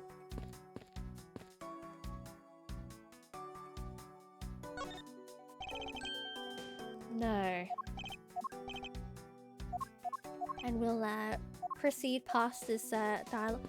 What do I...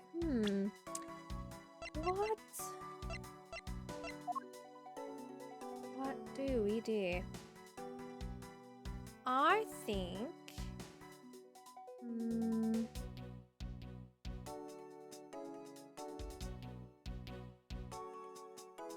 Well, I'll have a little think about it as I drink some water. I'm thinking,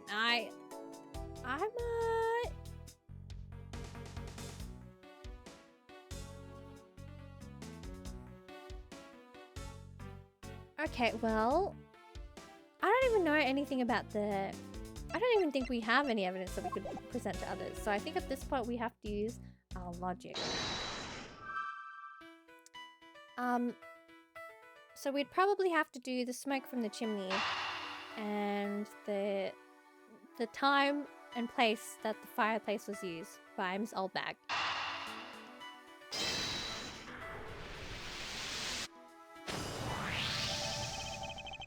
There is no trace of this room's fireplace being used. And your point is?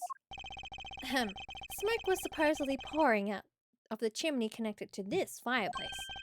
At least, according to Larry. This is a contradiction of facts, is it not? Are you sure he wasn't just disoriented or something up on that roof? There is testimony from an investigator that puts Larry at this particular chimney. So no, I don't think it was a mistaken impression on Larry's part. On the other hand, the fireplace in the next room was being used at the time. Where do you suppose the smoke from that fireplace went? Ah, I see. So what you are proposing is this. The smoke that came out of the chimney was actually from Miss Oldbag's fire.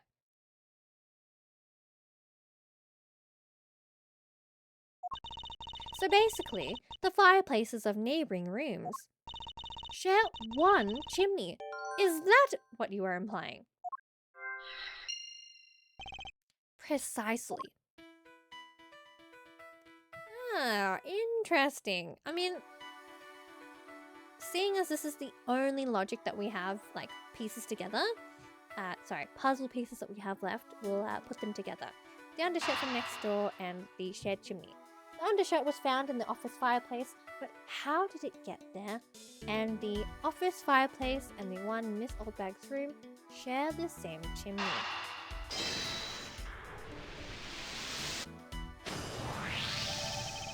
The lady's undershirt that Missile found. Ah! Why are you getting all excited over holding onto a lady's undergarment? Miles Edgeworth, you uncouth sea slug. If you know the owner of said undershirt, then hurry up and return it to her already. You have it all wrong. This is evidence. And the owner of this piece of evidence was in the room next door. And yet, despite that, Missile found it in the fireplace of this room. This lady's undershirt. Are you seriously claiming that it somehow passed through a solid brick wall?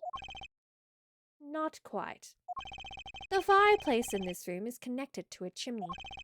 The other fireplace in the other room is also connected to the same chimney, leading us to the possibility that the two fireplaces are connected to each other. Perhaps a closer look at the back of the fireplace is in order. What if it's like a secret room? There is an X on the back wall of the fireplace. Let's see if I can't get a better look at it. It is! What in the... Meow. That wall, the wall separating this room's fireplace from the next room's fire, apparently turns. As I suspected, this fireplace does indeed connect this room to the neighboring room. The neighboring room? There appears to be nothing particular about the next room. But the fact that there is nothing special about the next room isn't what's important. It's the fact that there is a secret passageway through this room's fireplace. Interesting. Curious. Sneaky indeed. Ambassador Alba's office fireplace is connected to the neighboring room's fireplace.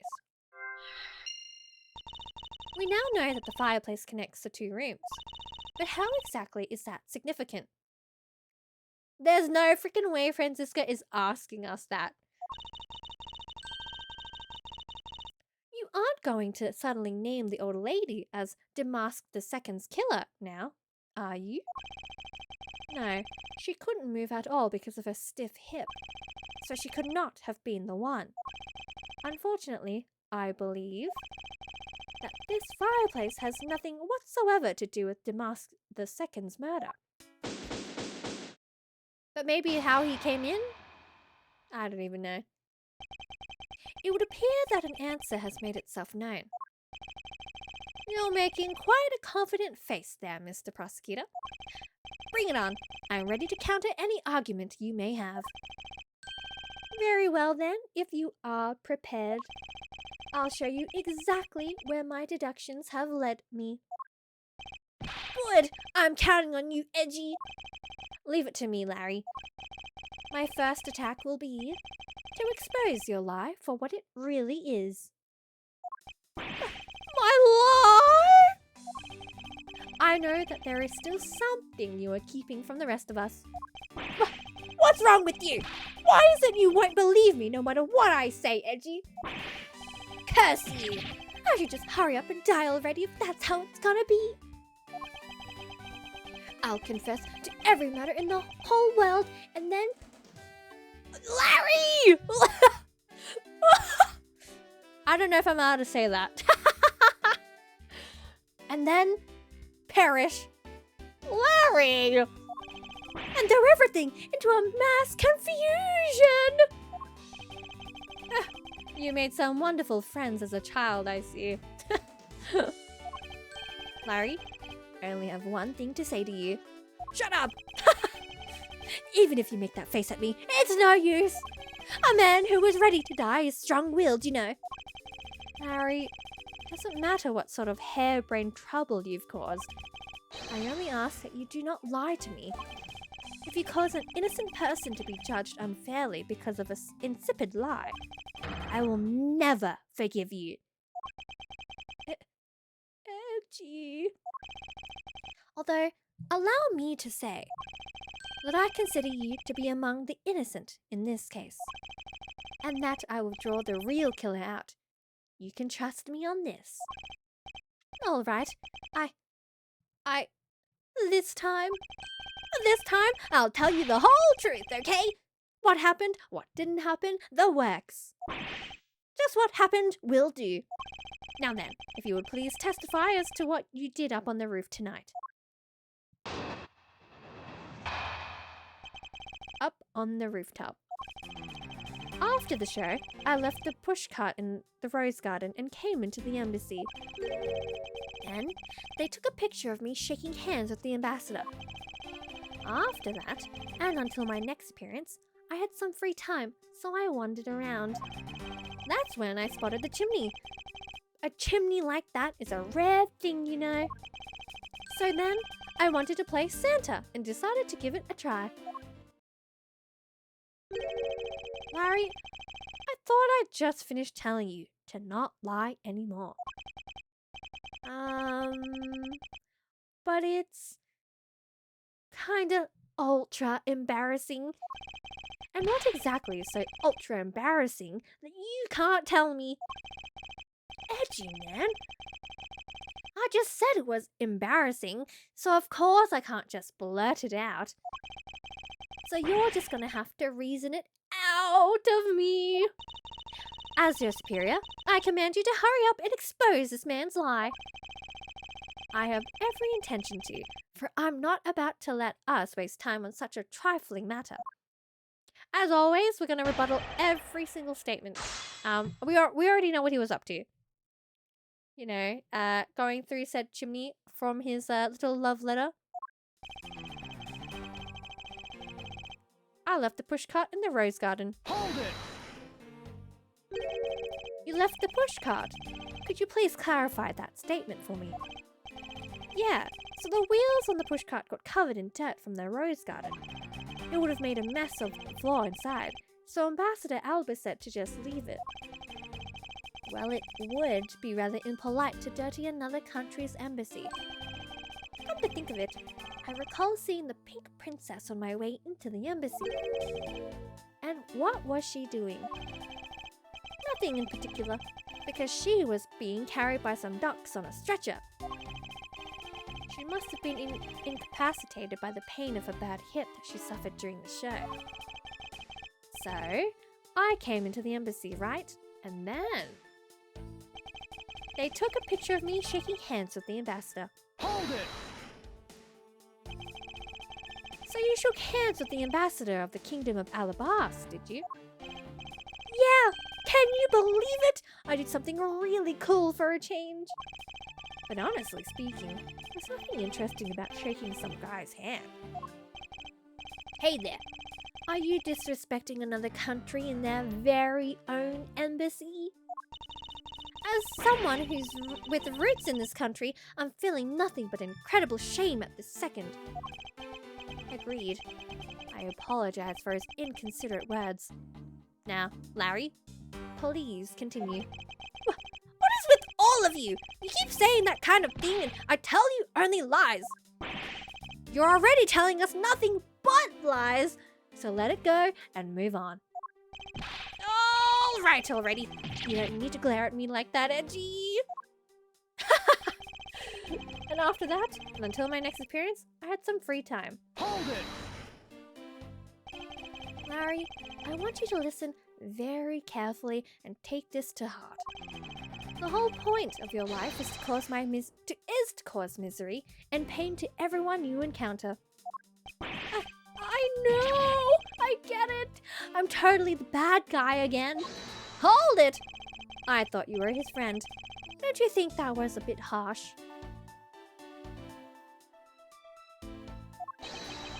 Langshi says, true friends are bosom friends. If you are in trouble, call on your bosom friend, whose shoulder you can truly cry on.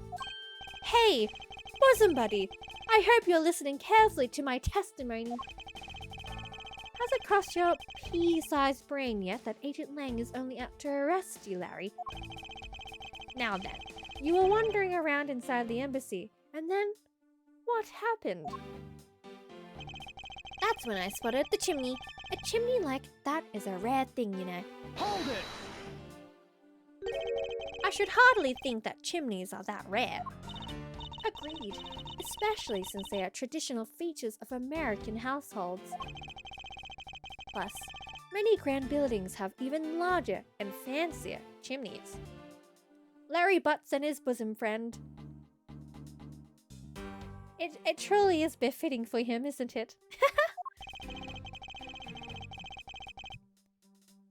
Yeah, but the kind of chimney I'm talking about is the really romantic type. A romantic chimney. It might sound kind of silly, but women seem to really enjoy them.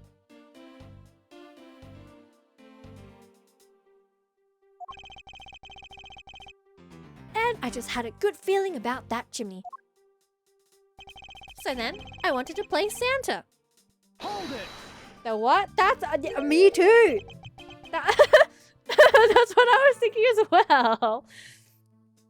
Larry, I think he's the most socially inept person that we've met in Ace Attorney.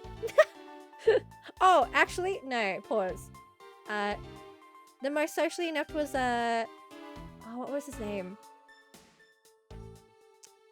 I can't recall his name, but I think he was our second case in the Great Ace Attorney, the Great Ace Attorney Chronicles, and he was the one that was stuck inside his living quarters with no windows. I think his name started with like an N. Natsume? I think he was the most socially inept. Like, he was smart, but like in social settings, oh no. Awkward? Socially awkward? Just really nervous? He was nervous, wasn't he?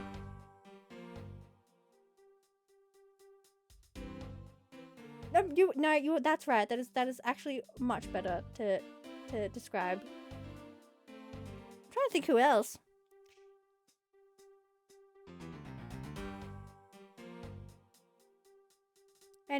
Anyways, let's proceed. You suddenly wanted to play Santa. Oh, well, actually, I dressed up as Santa once before already. That was down at Gourd Lake. I'd appreciate it if you wouldn't dredge up such unnecessary memories for me. I think I recall that. I think. You know what? I just forget. I can't recall. Sounds like you guys share a lot of history, a pact to being childhood friends, huh? Besides, it's not a felony to dress up and play Santa, you know.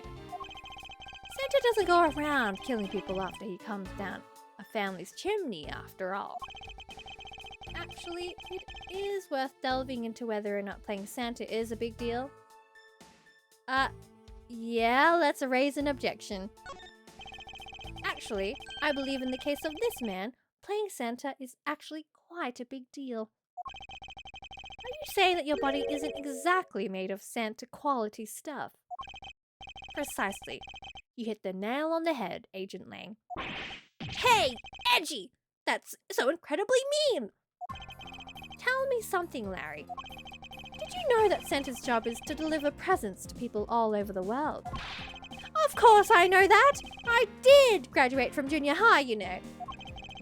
In that case, it's your turn to tell me something. I want you to tell me to whom you are delivering a present to. I was, delivering a present to a child not basking in the warm glow of love? Objection!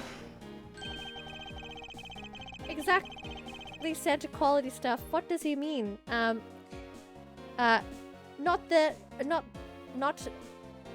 kind intentions. That must be, I don't even know. That must be the most elegant description of you I've ever heard. But a lie is still a lie. You sure know how to kick a guy when he's down. You know that? In any case, the person you wish to deliver a present unto was most certainly this. Mindy. Oh, that's what he looks like? Opportunist unrelated to First Damask. Found in Alabast. Real name, Kashino. Ex-security lady. The woman behind the pink princess mask. I believe her real name is Wendy Oldbag. Mr. Bad 60! Oh my god, he looks fine still. Larry's 25, and he's causing so much trouble for us. The man under the steel samurai mask, a friend, the suspect in the Damask the second case. Ambassador of Alabast, also retired army man, may explain why he's overly harsh on himself. Oh. I low-key thought she was gonna be here, Mindy, but she's not. So we're gonna do old bag. Oh, if only he knew. Present. Take that! Huh. Interesting taste you have there, Mr. Suspect. Don't spread lies about me. I totally didn't want to see Miss Oldbag so much that I tried to go down a chimney. Ow! I advise you to stop right in your bashing of a lady. Well, I must admit that I myself hardly ever have the want to run into that lady. However, what if you are misinformed and under the wrong impression? Then what? Define wrong impression. I simply mean that the man before you thought to enter the old lady's room without knowing one very important fact. And that fact is best summed up with this. The letter from the stalker! Take that! Larry, I'd like for you to take a look at this piece of evidence. No way! Oh, it's wrong! Oh, I thought... Oh, I'm so silly! We had to present the stand-in request. I'm so silly. Because he wouldn't have known. He wouldn't have known that Mindy, or whatever her name was, isn't in the suit. I'm so silly. I jumped the gun there. No way! What? It's not really all that important, is it? It's always like this. You acting so high and mighty, and then you bully me. That's why I refuse to look at it. Be quiet and just take a look. Well, if you say so, Francie, but only because you say so. Some people never change, even if their attitudes do change at the whim of women. So, what's up with that anyway? Why, it's proof that you never even knew it existed, of course. Oh, is that all? Well, I don't need it right now, so I'll just give it back to you. What? I've got you on the ropes now, don't I? Was that piece of evidence unrelated to the question at hand? Unfortunately, yes. Sorry, Edgeworth. Alright, no, apologies. I know what evidence we have to hand over. Larry didn't know one very important fact when he tried to sneak into the old bat's room. I'm so sorry. I skipped over the whole thing. There we go. The stand-in request. Take that! This is something the old lady received from her employer for the night. The girl who normally plays the Pink Princess, Mindy, was it again? It seems that this man is quite taken with that actress. Hold it! But that's not true, Edgy. She's the one with the hots for me. I just know it. Okay, if that helps you sleep at night. I can feel her sexy beam piercing my heart when she's watching me. Oh my goodness. Sexy beam, I tell you!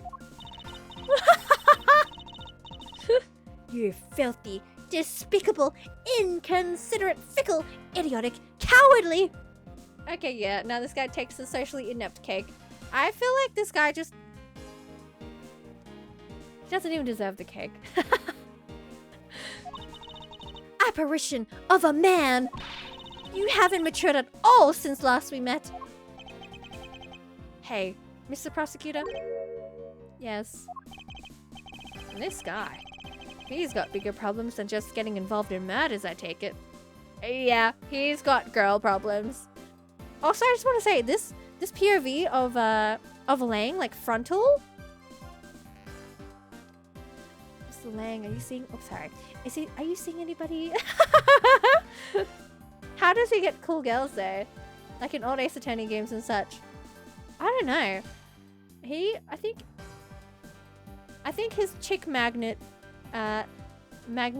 like strength just disappeared, I guess. I suppose you could put it that way. Hey, what the heck, man? I don't get you guys at all. Why do you always have to make me out to be some sort of bad guy? To return to the original topic, I propose that at least this much has been made clear. Without any knowledge that Miss Mindy had fallen ill, Larry tried to make his way into the Pink Princess's room. That much we know for sure.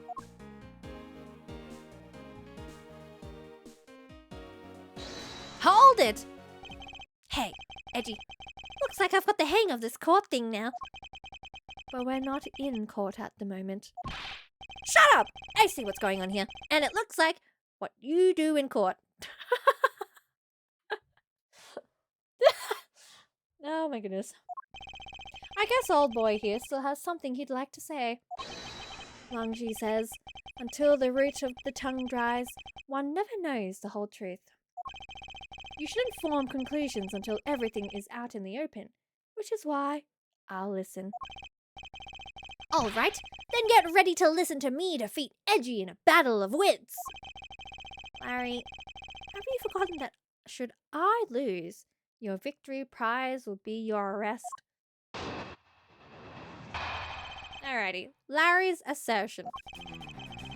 So you think that all I wanted to do was go visit Mindy? Well, I dressed up as Santa and climbed up to the chimney, but the smoke was really thick. It was a case of a mistaken identity, and that mistake made me late for the speech.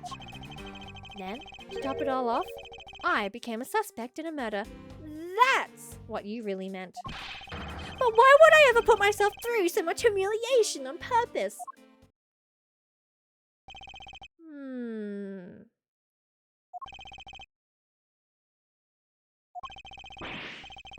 Hey! Someone say something! Larry, are you seriously trying to submit this, not as a confession, but as a testimony? So what if I am? Is there something wrong with that? My claim is a claim claiming my claim! Do you have a problem with that? So it was you! You're my stalker! But I should warn you, it doesn't matter what kind of flattery you throw at me. I'm the devoted type of woman whose wholly focus on as Edgy Poo is alive, I can just drop him and be unfaithful. No, I can't, although earlier I was tempted to tiny whiny beard by a wolfman. Love my Edgy Poo, which I pass on for flying clouds. Stands completely trashy Poo, but I'm so inspired!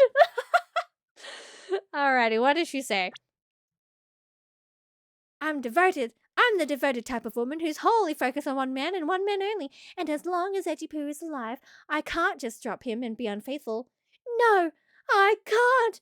Although earlier, I was tempted just a tiny, whiny bit by that wolf man, but that was a test of my love for my dear Edgy Poo, which I passed with flying colours. But from now on, I will stay completely true to my beloved Edgy Poo for the rest of eternity. I swear it. You're such an inconsiderate, cowardly, idiotic, and all-round completely worthless man. I thought I heard something ominous just now, but perhaps that was Old my Bag is on a one-man mission. imagination.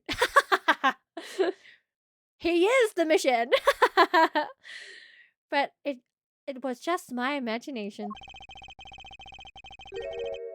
Look, if you don't want somebody like Old Bag, if you don't want someone that's wholly faithful, I mean, at this point, wait, how old is she? Pause. How old is Wendy Old Bag? Oh, wait, we actually don't know.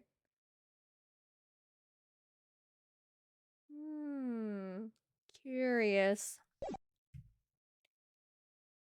I guess we'll never know. To proceed, I believe there is nothing further for me to prove at this point. What do you mean? Of course you've still got something to prove. You still have to show me proof that I was trying to meet up with Mindy. Proof, you say? Aha. Remember, Edgy, everything is evidence in court, right? You mean evidence is everything in court? Larry, isn't that what he said? Did I read that wrong? Everything is evidence in court. Oh, I think I'm tired. Larry, but I understand your point. Yeah, see, I'm totally a pro at this now. Very well. If you wish to see the evidence, then let me show you the last piece of evidence you'll ever wish to see. Of course, we're gonna go through every single statement with a rebuttal. So you think that all I wanted to do was go visit Mindy? Hold it! Yes. Well, I have been saying that for a while now. After all, if not for that, then for what other reason did you wish to go down that chimney?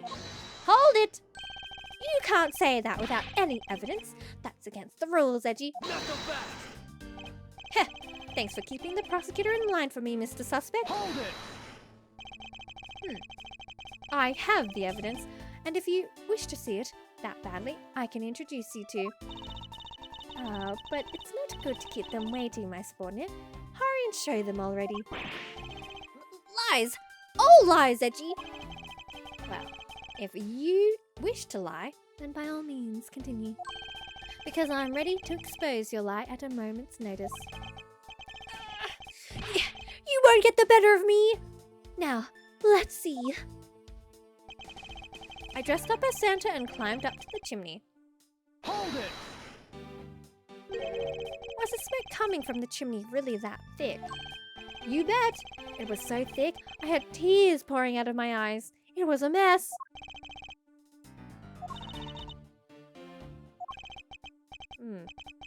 I see.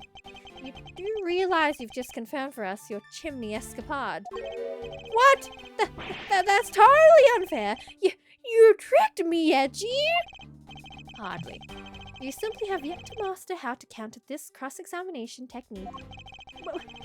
Well, what I just said was a slip of the... No, I mean, I said the wrong thing. Besides, isn't this what you really meant to say about what I did tonight? It was a case of mistaken identity. Hold it! I'm not quite sure how you could mistake that actress for this lady.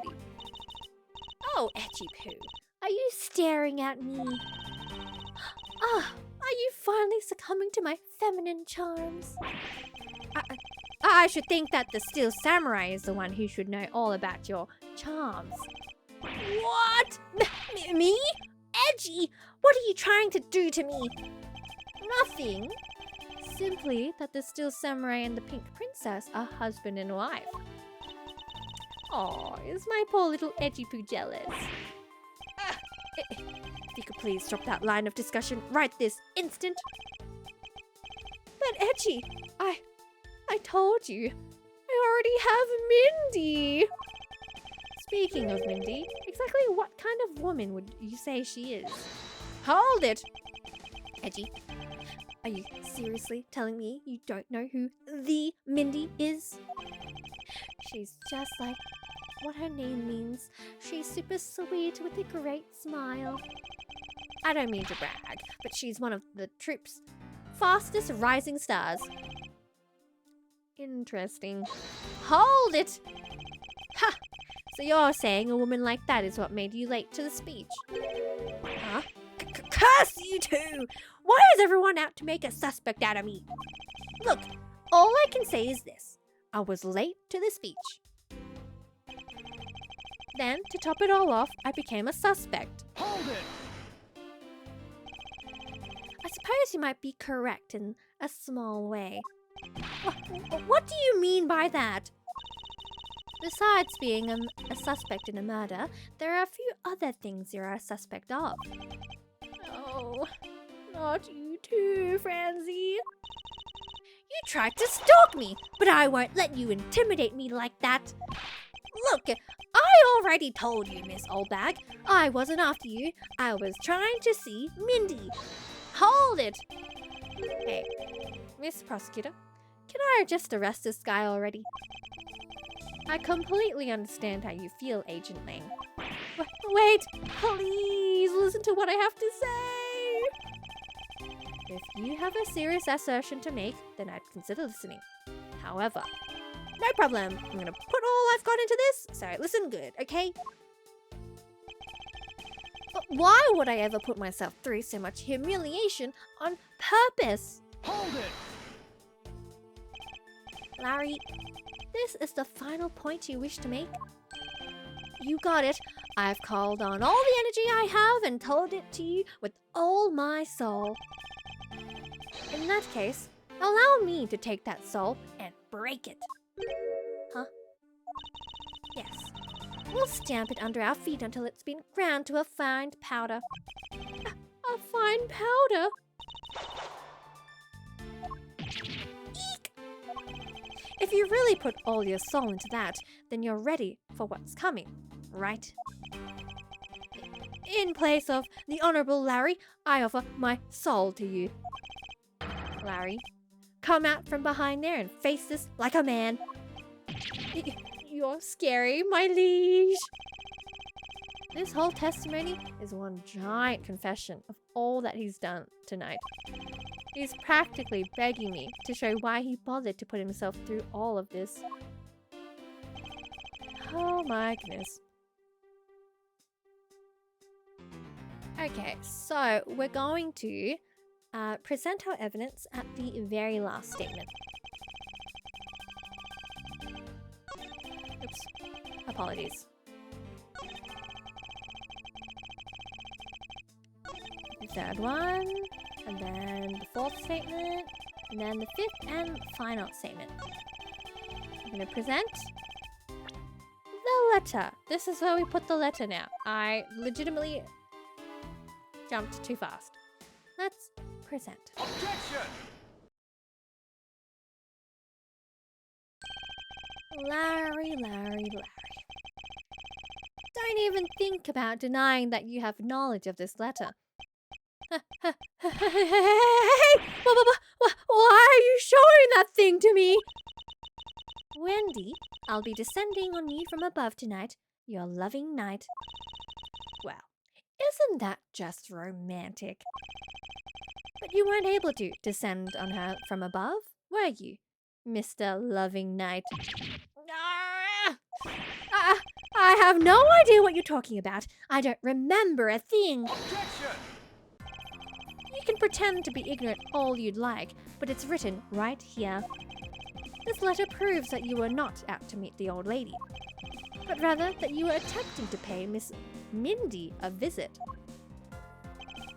What part of this letter shows that the person Why was that text so fast, bro?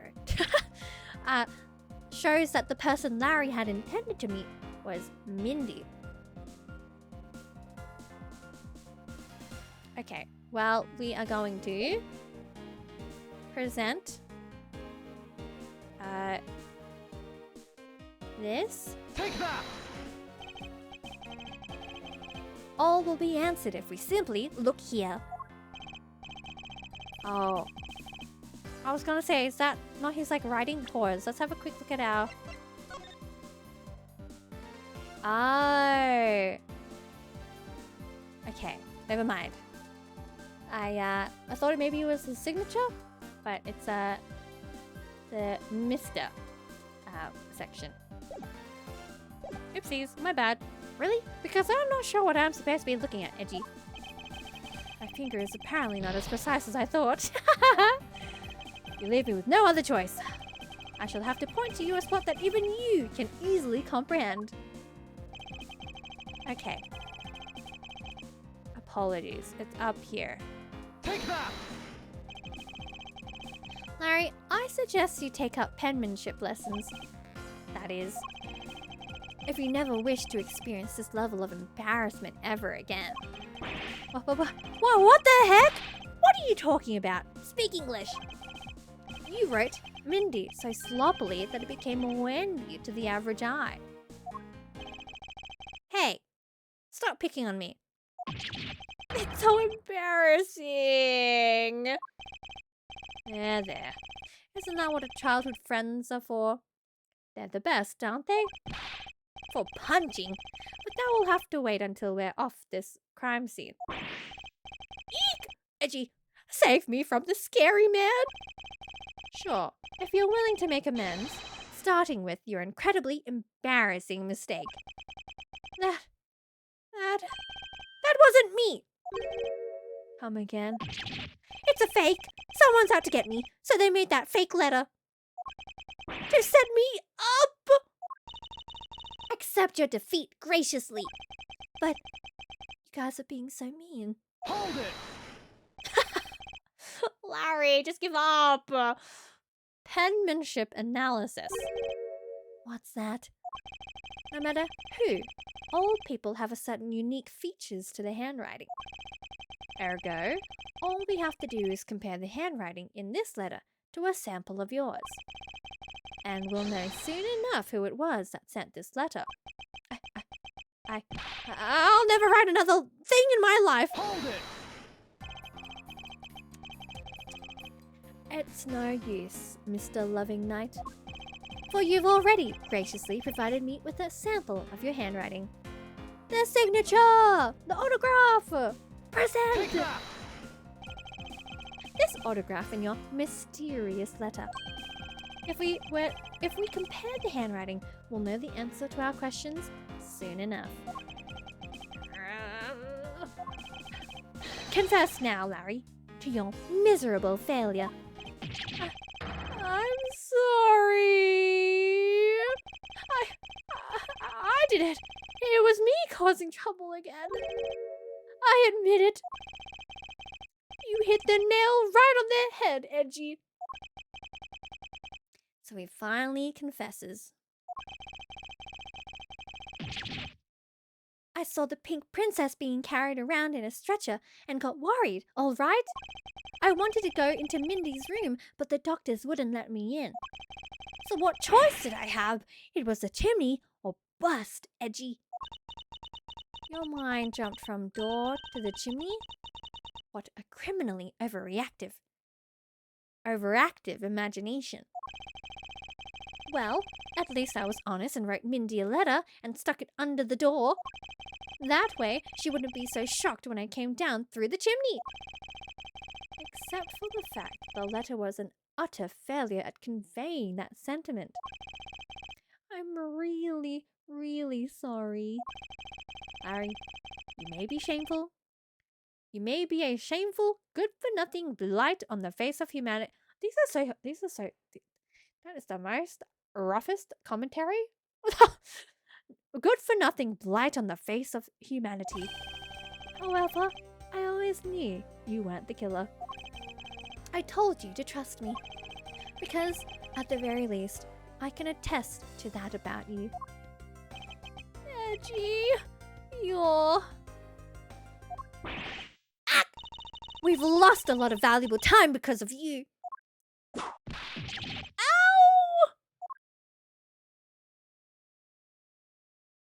Oh, Larry. In any case, I believe we can say that we now know exactly what happened.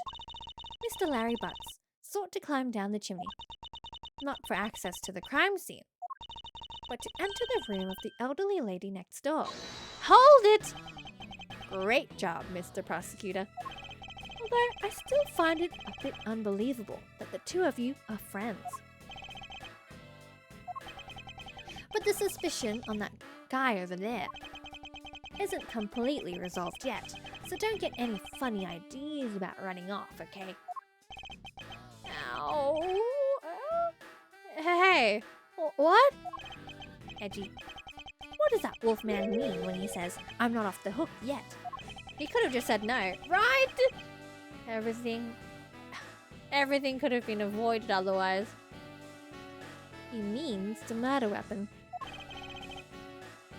Larry, did you forget? There are 2 layers of suspicion hanging over your head. That's exactly what I mean. We can't only rely on the words of the suspect after all. We may have figured out where he was and what he was doing all night. But the blood-stained samurai sword that was left at the crime scene?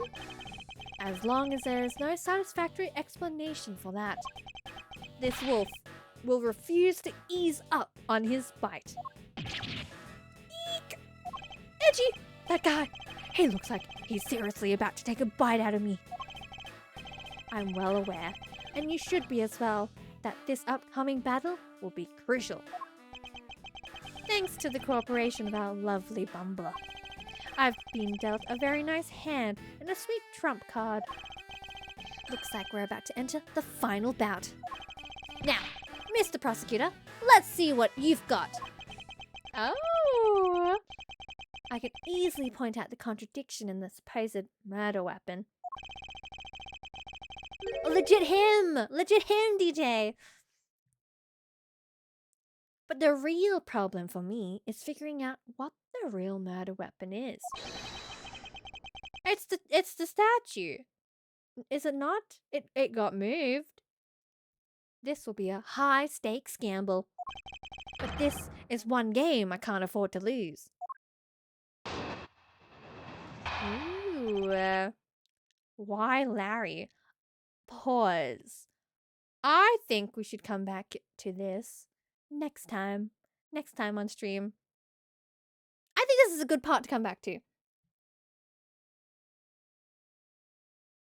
Apologies if you're wanting to see this next part.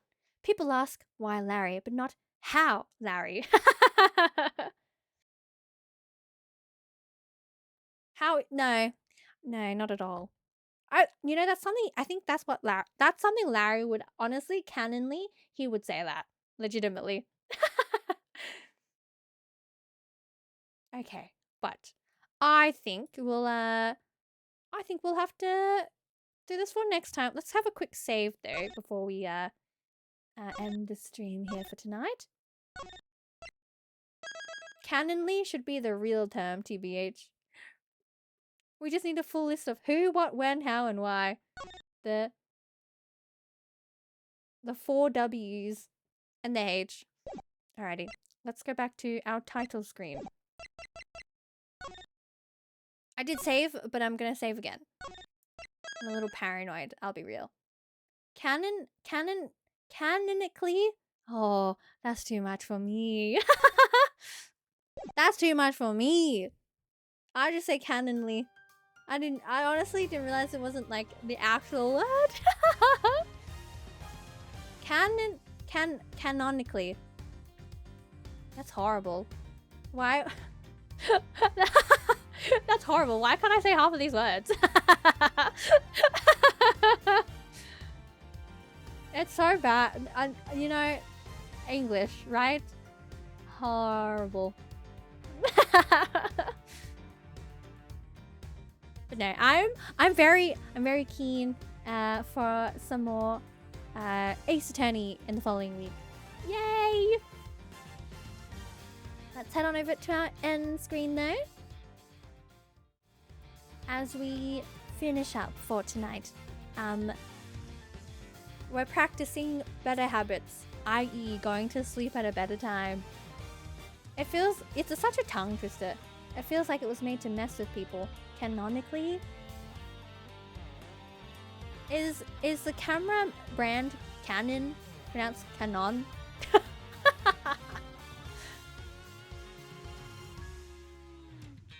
Yes! No?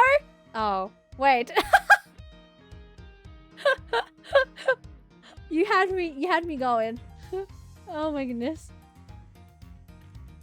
I respond too quick.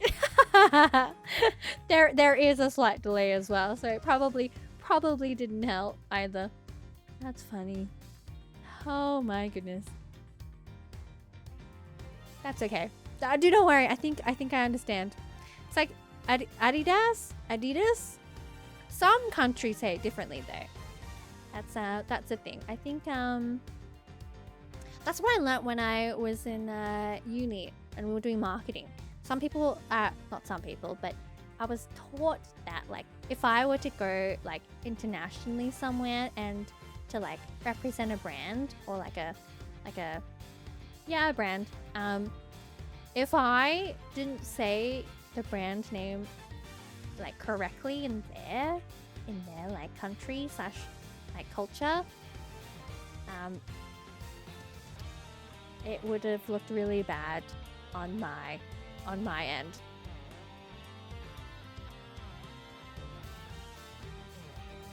Adidasla. Adidas. I don't think you can mess up like I can't recall what the company was. But I do remember I'm trying to think. Nutella. I think the teacher was talking about Nutella. And then they said I can't recall 100%. They were like, no, it's pronounced Nutella. And I was like, huh? Don't quote me on that though. From the recesses of my mind, I believe that's what she said. That it was a Nutella brand.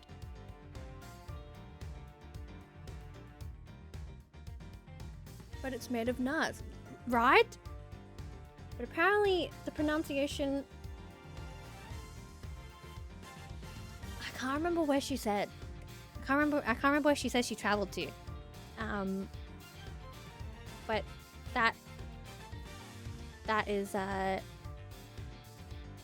something I learned in tertiary studies.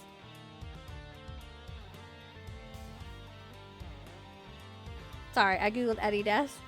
Pronounced Adidas or Adidas? I was as a small recap. If you went to a different country for like marketing purposes, just for brands, and you don't say the brand name correctly, it doesn't look good on you. That's what I was told. And I think the story that my lecturer told was about Nutella, the Nutella brand, but it's not pronounced Nutella. Supposedly. Look, if someone here figures out how to pronounce Nutella properly, then I'll never say it correctly. We know this. It's like the word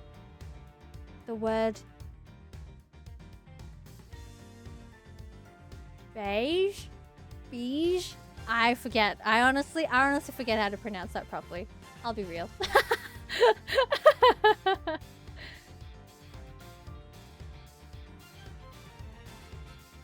Oh, I forget how to say it.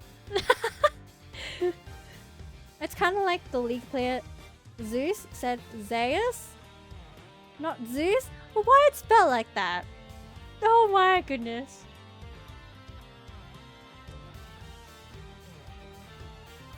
Crazy. think words are interesting. It's like it's like this. Wait, DJ knows this. Because my brain was so Overwatch coded, I did not read that properly. I did not read underfed properly.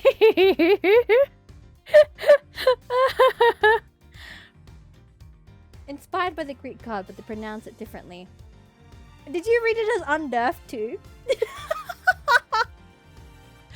Because that's how I read it. That's how I read it the first time it came up in Final Fantasy 16. It was like I was reading the dialogue in Final Fantasy 16.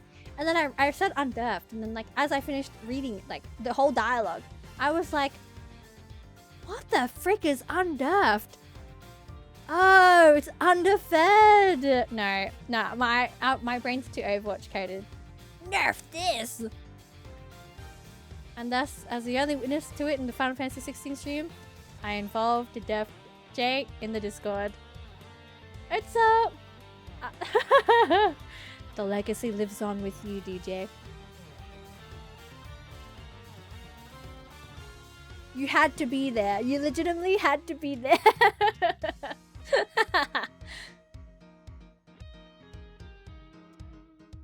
Okay, but that's I think enough of yapping for tonight. Agenda for next week. I'll be putting a schedule out as soon as I can tonight. Monday, Tuesday, Wednesday, back-to-back streams. That is my plan. Thursday I'll be hosting another movie night, and then I'm gone from Friday to Sunday, as I will be traveling for convention stuff and coming back home and being tired. And then we restart again with another week. Hi Pancakes! I hope you are doing good. Of course, likewise. I hope you're being kind to yourself as well. It's always lovely to see you. Apologies that we're ending the stream now, but can't wait to see you next time on stream. Until next time, as always, have a wonderful morning, afternoon, evening, wherever you are in the world. Much love and lots of lubbers your way. Whoa, the emote! Bye! Bye-bye!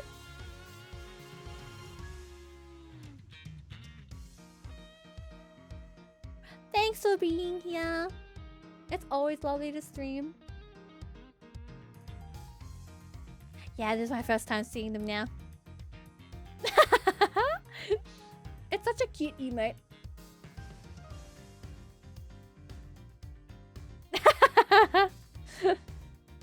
It like automatically turns it into an emote because of the what's the word? The connection feature thingy in the chat. Bye! It's like if you were to write like, I don't even know what other emotes we have. I'll be honest. I can't recall. Classic. Like that too. Okay. Enough yapping. If you're in Eastern Standard Time as well, get some sleep as soon as you can. I forgot. I don't remember what ones we put in.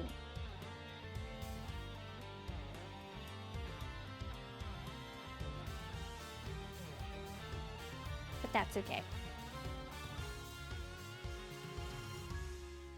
I shall never sleep. Sleep, Valerie! Sleep! But no, I hope you guys had a wonderful time here. Thanks for coming by to watch Ace Attorney. Honestly, I love the Ace Attorney games, and it's always fun to share the experience with you guys, and I can't wait to share more experiences in our next single player games that we'll have inbound for the channel. Until next time, I will sleep now. If you're not gonna sleep, Valerie, I'll sleep. Good night. See you next time.